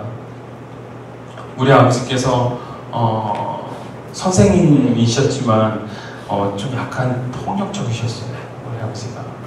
키는 좀 왜소하셨는데 잘 살 때는 문제가 안 되는데 우리 아버지께서 보증을 쓰고 이렇게 완전히 폴상 망하는 순간 어느 날부터 엄마를 때리기 시작해요. 제가 보는 앞에서. 나는 그게 너무 두렵고 무서웠는데 엄마를 보호해주고 싶어도 보호해줄 수 없고 왜? 아빠한테 맞을까 봐. 근데 그 상황 속에서 아무것도 할 수 없었던 나였지만 그러한 과정 속에서 내가 무엇을 느꼈느냐? 그럼에도 불구하고 하나님은 우리를 사랑하고 계시고 하나님 우리를 아껴주고 계시고 하나님 우리를 만져주고 계시다는 확신. 그런 순간부터 나의 삶이 변화되어지고 그리고 우리 아버지의 삶도 변화되어지고 우리 아버지께서 하나님을 더욱더 깊이 알아가는 가운데 물론 알고 계셨지만 더 깊이 인격적으로 알아가는 가운데 우리 어머님의 고백, 야, 네 아빠가 예수를 믿더니만 사람 돼간다. 할렐루야. 네. 여러분 이건 엄청난 고백입니다. 여러분 엄마들은 여러분들의 아빠를 사람으로 보지 않습니다. 사람으로 보는 건 정말 큰 기적이에요, 여러분. 할렐루야. 여러분 그러한 기적이 우리 가운데 있을 줄 믿습니다. 할렐루야. 여러분 오늘 다시 창세기로 한번 넘어갑니다. 시간이 조금 지났지만 여러분들 조금 더 말씀을 드릴게요. 창세기에 보면 롯이라는 인물과 아브라함이라는 인물이 등장을 합니다. 오늘 롯이라는 인물은 아브라함의 조카예요. 근데 두 사람 다 애굽에 갔다가 돌아왔어요. 돌아왔는데 뭐 때문에 문제가 생기냐면 재산이 너무 많아진 거야. 왜 재산이 많아졌느냐? 아브라함이 자기 아내를 누이라고 속였거든요. 그래서 그 바로 황제가 이집트의 바로 왕이 이복 누이인 줄 알고 취하려고 했는데 그날 밤에 하나님이 나타나셔서 그 아이 건들면 너 죽는다 이러십니다. 그러니까 바로가 아브라함의 누이가 아니라 아브라함이 남편이구나라는 걸 알게 된 거예요. 그리고 그 다음에 아브라함을 부른 거예요. 그 전에 아브라함이 오빠인 줄 알고 얼마나 좋은 것들을 많이 줬겠습니까? 그쵸? 금은보화도 줬고 야, 네 누이를 나한테 다워 그러면서 여러 가지 조건들을 가지고 이렇게 줬겠죠. 그런데 나중에 보니까 남편인 거야. 하나님이 가만 안 놔둔대. 너 왜 나한테 속였냐 하면서 바로가 오히려 아브라함을 책망합니다. 그러고서 하나님 아브라함이 그 길로 롯과 함께 나옵니다. 그때 바로에게 받았던 수많은 금은보화랑 이러한 것들이 재물을 그대로 가지고 가나안 땅에 다시 돌아온 거예요. 여러분 이때 돌아왔을 때에 두 사람의 반응이 너무 달라집니다. 아브라함은 그 애굽에 내려가는 순간 무엇을 알게 됐냐면 하나님이 살아계시고 나와 함께 하신다는 걸 본 거예요. 롯도 보았습니다. 그러나 롯에게 있어서의 그 마음은 하나님이 살아계시다는 것만이 아니라 애굽이 갖고 있었던 그 풍요로움이 너무너무 좋았던 거예요. 여러분 성경 말씀에 그러한 부분이 나옵니다. 13장 말씀을 함께 잠깐 봅시다. 자 10절에 이에 롯이 눈을 들어 요란들을 바라본 즉 소알까지 온 땅에 물이 넉넉하니 여호와께서 소돔과 고모라를 멸하시기 전이었는 고로 여호와의 동산 같고 애굽 땅과 같았더라. 롯이라는 사람은 애굽이라는 곳을 보고 그 풍요로움을 보고 난 다음에 그 풍요로움의 마음을 빼앗긴 거예요. 그래서 이제 그 아브라함과 같이 살려고 하는데 함께 살 수 있는 공간이 좁으니까 아브라함이 이렇게 얘기한 거예요. 야, 네가 이쪽으로 하면 내가 이쪽 갈게. 네가 이쪽으로 하면 내가 이쪽 갈게. 자, 네가 원하는 땅을 가져. 그러면 내가 그 반대편에서 살게. 그러고서 난 다음에 그 얘기를 했더니 10절에 비로소 롯이 보는 거예요. 그리고 그 보는 것 가운데 뭘 보는 거예요? 제일 좋은 땅을 고르기 시작하는 거예요. 무슨 땅? 어떤 땅? 애굽 땅과 같은 땅. 풍요로움이 있는 땅. 그걸 본 거예요. 그랬더니 여러분, 아브라함은 그가 바라보는 대로 그냥 내버려 두고요. 아브라함은 그 반대로 나오는데 여러분 얼마나 상실감이 컸겠습니까? 아브라함에게 있어서 조카 롯이지만 아들과 같은 존재였거든요. 근데 그 아들과 같은 그 조카 롯이 자기를 떠날 때 뒤도 돌아보지 않고 자기가 좋아하는 대로 가거든요. 그런데 여러분, 그때에 아브라함의 마음이 얼마나 공허했겠습니까? 그런데 그때 14절에 하나님께서 등장하십니다. 롯이 아브라함을 떠난 후에 여호와께서 아브라함에게 이르시되 너는 눈을 들어 너 있는 곳에서 동서남북을 바라보라. 여러분, 아브라함이 지금 어떠한 상황이냐면요, 애굽이라는 그 나라에서 하나님이 살아계시는구나라는 걸 알 거예요. 그 하나님이 나와 함께 하시는구나라는 걸 안 거예요. 그리고 난 다음에 가나안 땅으로 돌아와서 하나님께서 지금 아브라함에게 너가 이제 눈을 들어 네가 있는 그 동서남북을 바라보라라는 하나님의 명령이 들어오는 거예요. 그래서 아브라함이 이제는 하나님이 보여주시는 땅을 보게 되는 겁니다. 그리고 난 다음에 우리가 읽었던 14절, 15절부터는 하나님께서 그 땅을 내가 너에게 주리라라는 약속을 주시는 거예요. 여러분, 하나님께서는요, 우리에게 하나님 살아계시다라는 증거를 주심과 동시에 내가 너를 사랑한다라는 것을 주시고, 그리고 그 사랑한다라는 것이 결국은 하나님이 말씀하시고자 하는 새로운 비전, 사명을 향하여 나아간다라는 겁니다. 여러분, 저를 하나님께서 그렇게 만들어 주셨고요. 제가 힘들고 어려울 때 하나님 나 사랑해 주시고요. 내가 너와 함께하고 있고 내가 너의 죄를 기억하지 않는다 말씀하시고요. 그리고 난 다음에 나로 하여금 무엇을 보게 하시느냐? 하나님이 맡겨주실 사명의 땅을 바라보게 하시더라는 겁니다. 제가 그때부터 청소년들에게 꿈을 갖기 시작했습니다. 이 세상을 변화시키기 위해서 나를 변화시키는 것뿐만 아니라 이 땅에 있는 우리 청소년들이 변화되어져야 이 땅이 살아날 수 있겠구나. 그 다음부터 여러분, 제가 라이즈 오브 코리아라는 그 단체에 들어가게 됐습니다. 여러분들 밖에 포스터가 나와 있죠? 라이즈 오브 코리아 810 대회 서울시청학광장에서 하잖아요. 여러분, 그 대회가 매년마다 있는 대회입니다. 그때마다 청소년들이 약 한 2만 명 정도가 함께 모여가지고 시청학광장에 가득 모여서 예배를 드립니다. 여러분, 엄청난 회복이 있고 여러분들 간증이 있는 그곳입니다. 여러분, 그러한 집회를 하면서 제가 청소년 사역들이 변하는 모습, 청소년들이 변하는 모습, 청소년들이 하나님 앞에서 나아가는 모습을 보게 되었습니다. 이제 우리가 그러한 때를 가져야 됩니다. 오늘 여러분들이 이 자리에서 그렇게 결단했으면 좋겠어요. 하나님 나를 사랑해 주시는 거 알아요. 그 하나님의 만져주심이 내 가슴을 울리기를 바랍니다. 내 심장을 어루만져 주기를 바랍니다. 지금 설교하고 있는 저 목사님과 함께 하셨던 그 하나님이 지금 이 순간 나와도 함께 해주세요. 하나님 나 사랑한다고 말씀해 주시고, 하나님 그 기쁨과 감격으로 내가 살아가게 해주세요. 여러분, 오늘 이 시간이 바로 그 시간입니다. 여러분들이 하나님의 말씀을 통하여서 그 증거함을 받고 그 감동을 받고 나아가는 기회가 되어지기를 바랍니다. 여러분, 마지막으로 영상 하나만 보려고 하는데요. 여러분, 이 영상은요, 에반 올마이트라는 영화의 장면입니다. 에반 올마이트 혹시 아세요?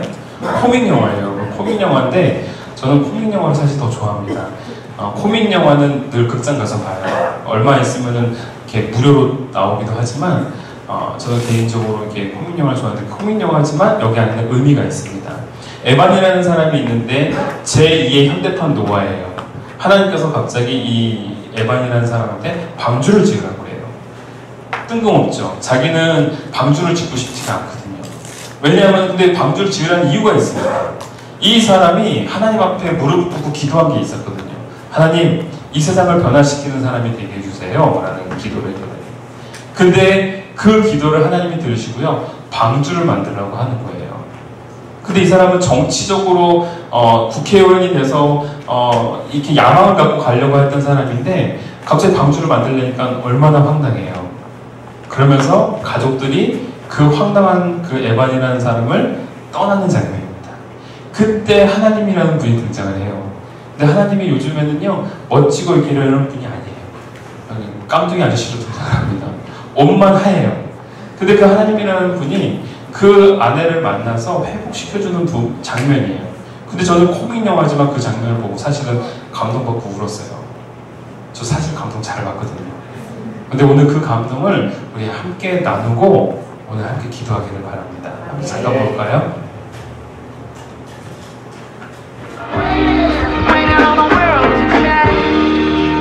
He's filling the boat with 2 of every kind of animal.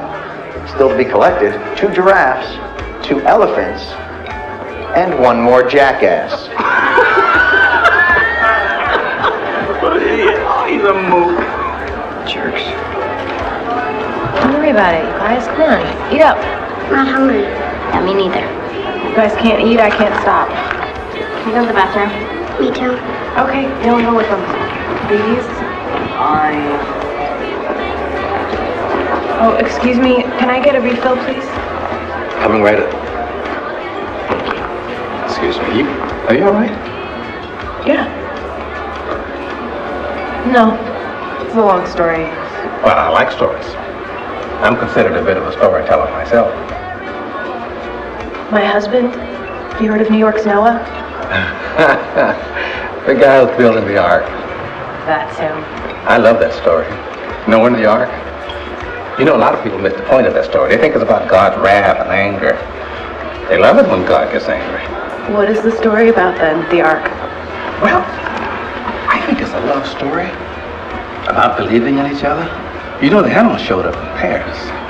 You know, they stood by each other, side by side, just like Noah and his family. Everybody entered the ark, side by side. But my husband says God told him to do it. What do you do with that? Sounds like an opportunity.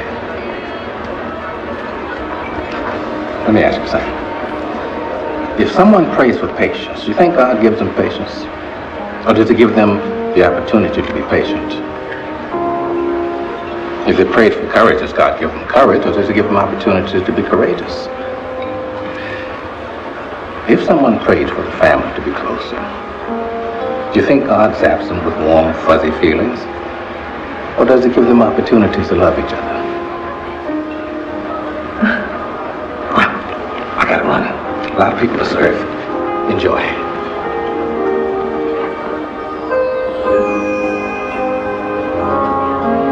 I guess this comes as no surprise to those who remember his campaign promise. I will lower taxes, go crazy and build a gigantic.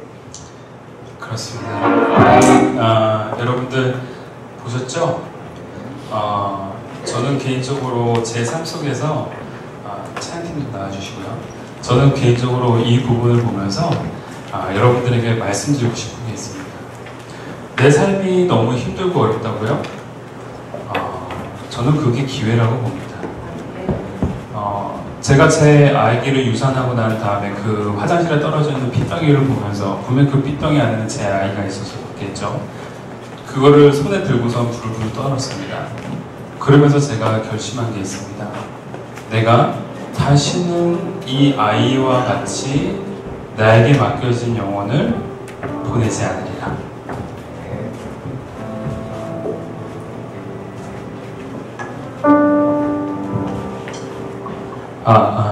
저에게 있어서 그 부분은 분명히 기회였습니다.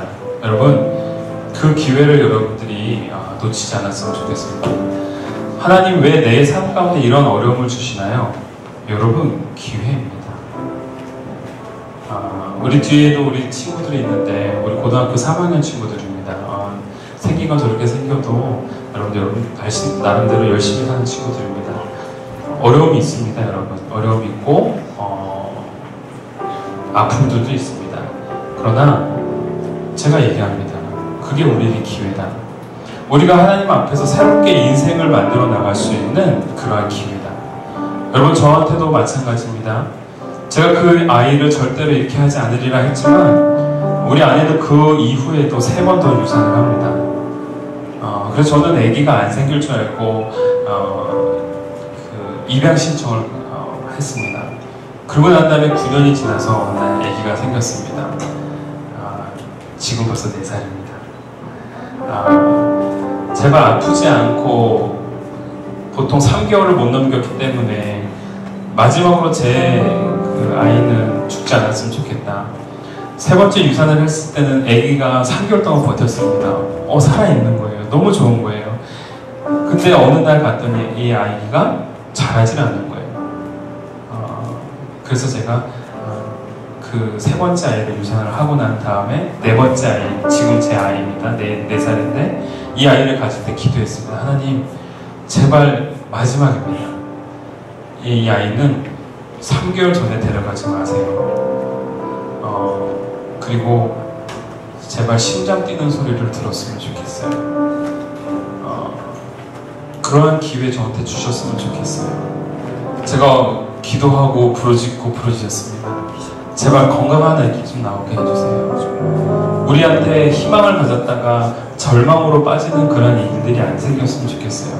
근데 여러분, 아기가 태어났는데 무지무지 튼튼합니다. 심장이 멈출 수 없을 만큼 뛰어가지고 하루 종일 뛰어다닙니다. 기도 잘못했습니다. 너무 튼튼합니다. 근데 여러분, 그 과정 속에 하나님 회복시켜 주십니다. 그런 아픔이 있었기 때문에 제가 여러분들 사랑하는 거예요. 그런 아픔이 있었기 때문에 품을 수 있는 겁니다. 하나님께서 오늘 주시는 그 영화 속의 메시지처럼 여러분, 하나님의 뜻대로 살아가는 사람 되게 해달라고 기도하는 게 아니라 여러분들의 삶이 바로 그 기회입니다. 살아내시길 바랍니다. 버텨내시길 바랍니다. 하나님이 내게 주시는 고난이구나, 내게 주시는 아픔이구나, 이 아픔을 뛰어넘어서 새로운 감동을 만들어내는 내가 되었으면 좋겠습니다. 여러분, 오늘 그렇게 기도하시길 바랍니다. 하나님, 나와 함께하여 주시옵소서. 우리 잠시 작은 목소리로 함께 기도했으면 좋겠어요. 기도합시다. 하나님 아버지, 감사합니다. 오늘 나와 함께 하시는 그 하나님, 오늘 나와 역사하시는 그 하나님, 오늘 말씀을 통하여서 다시 한번 하나님 앞에 온전히 나아가고자 하는 우리들의 인생이 되어지기를 바랍니다. 오늘 수련회를 통하여서 우리가 하나님 앞에 나아가고자 할 때 하나님, 우리의 공허한 마음, 우리의 심장 그 속에서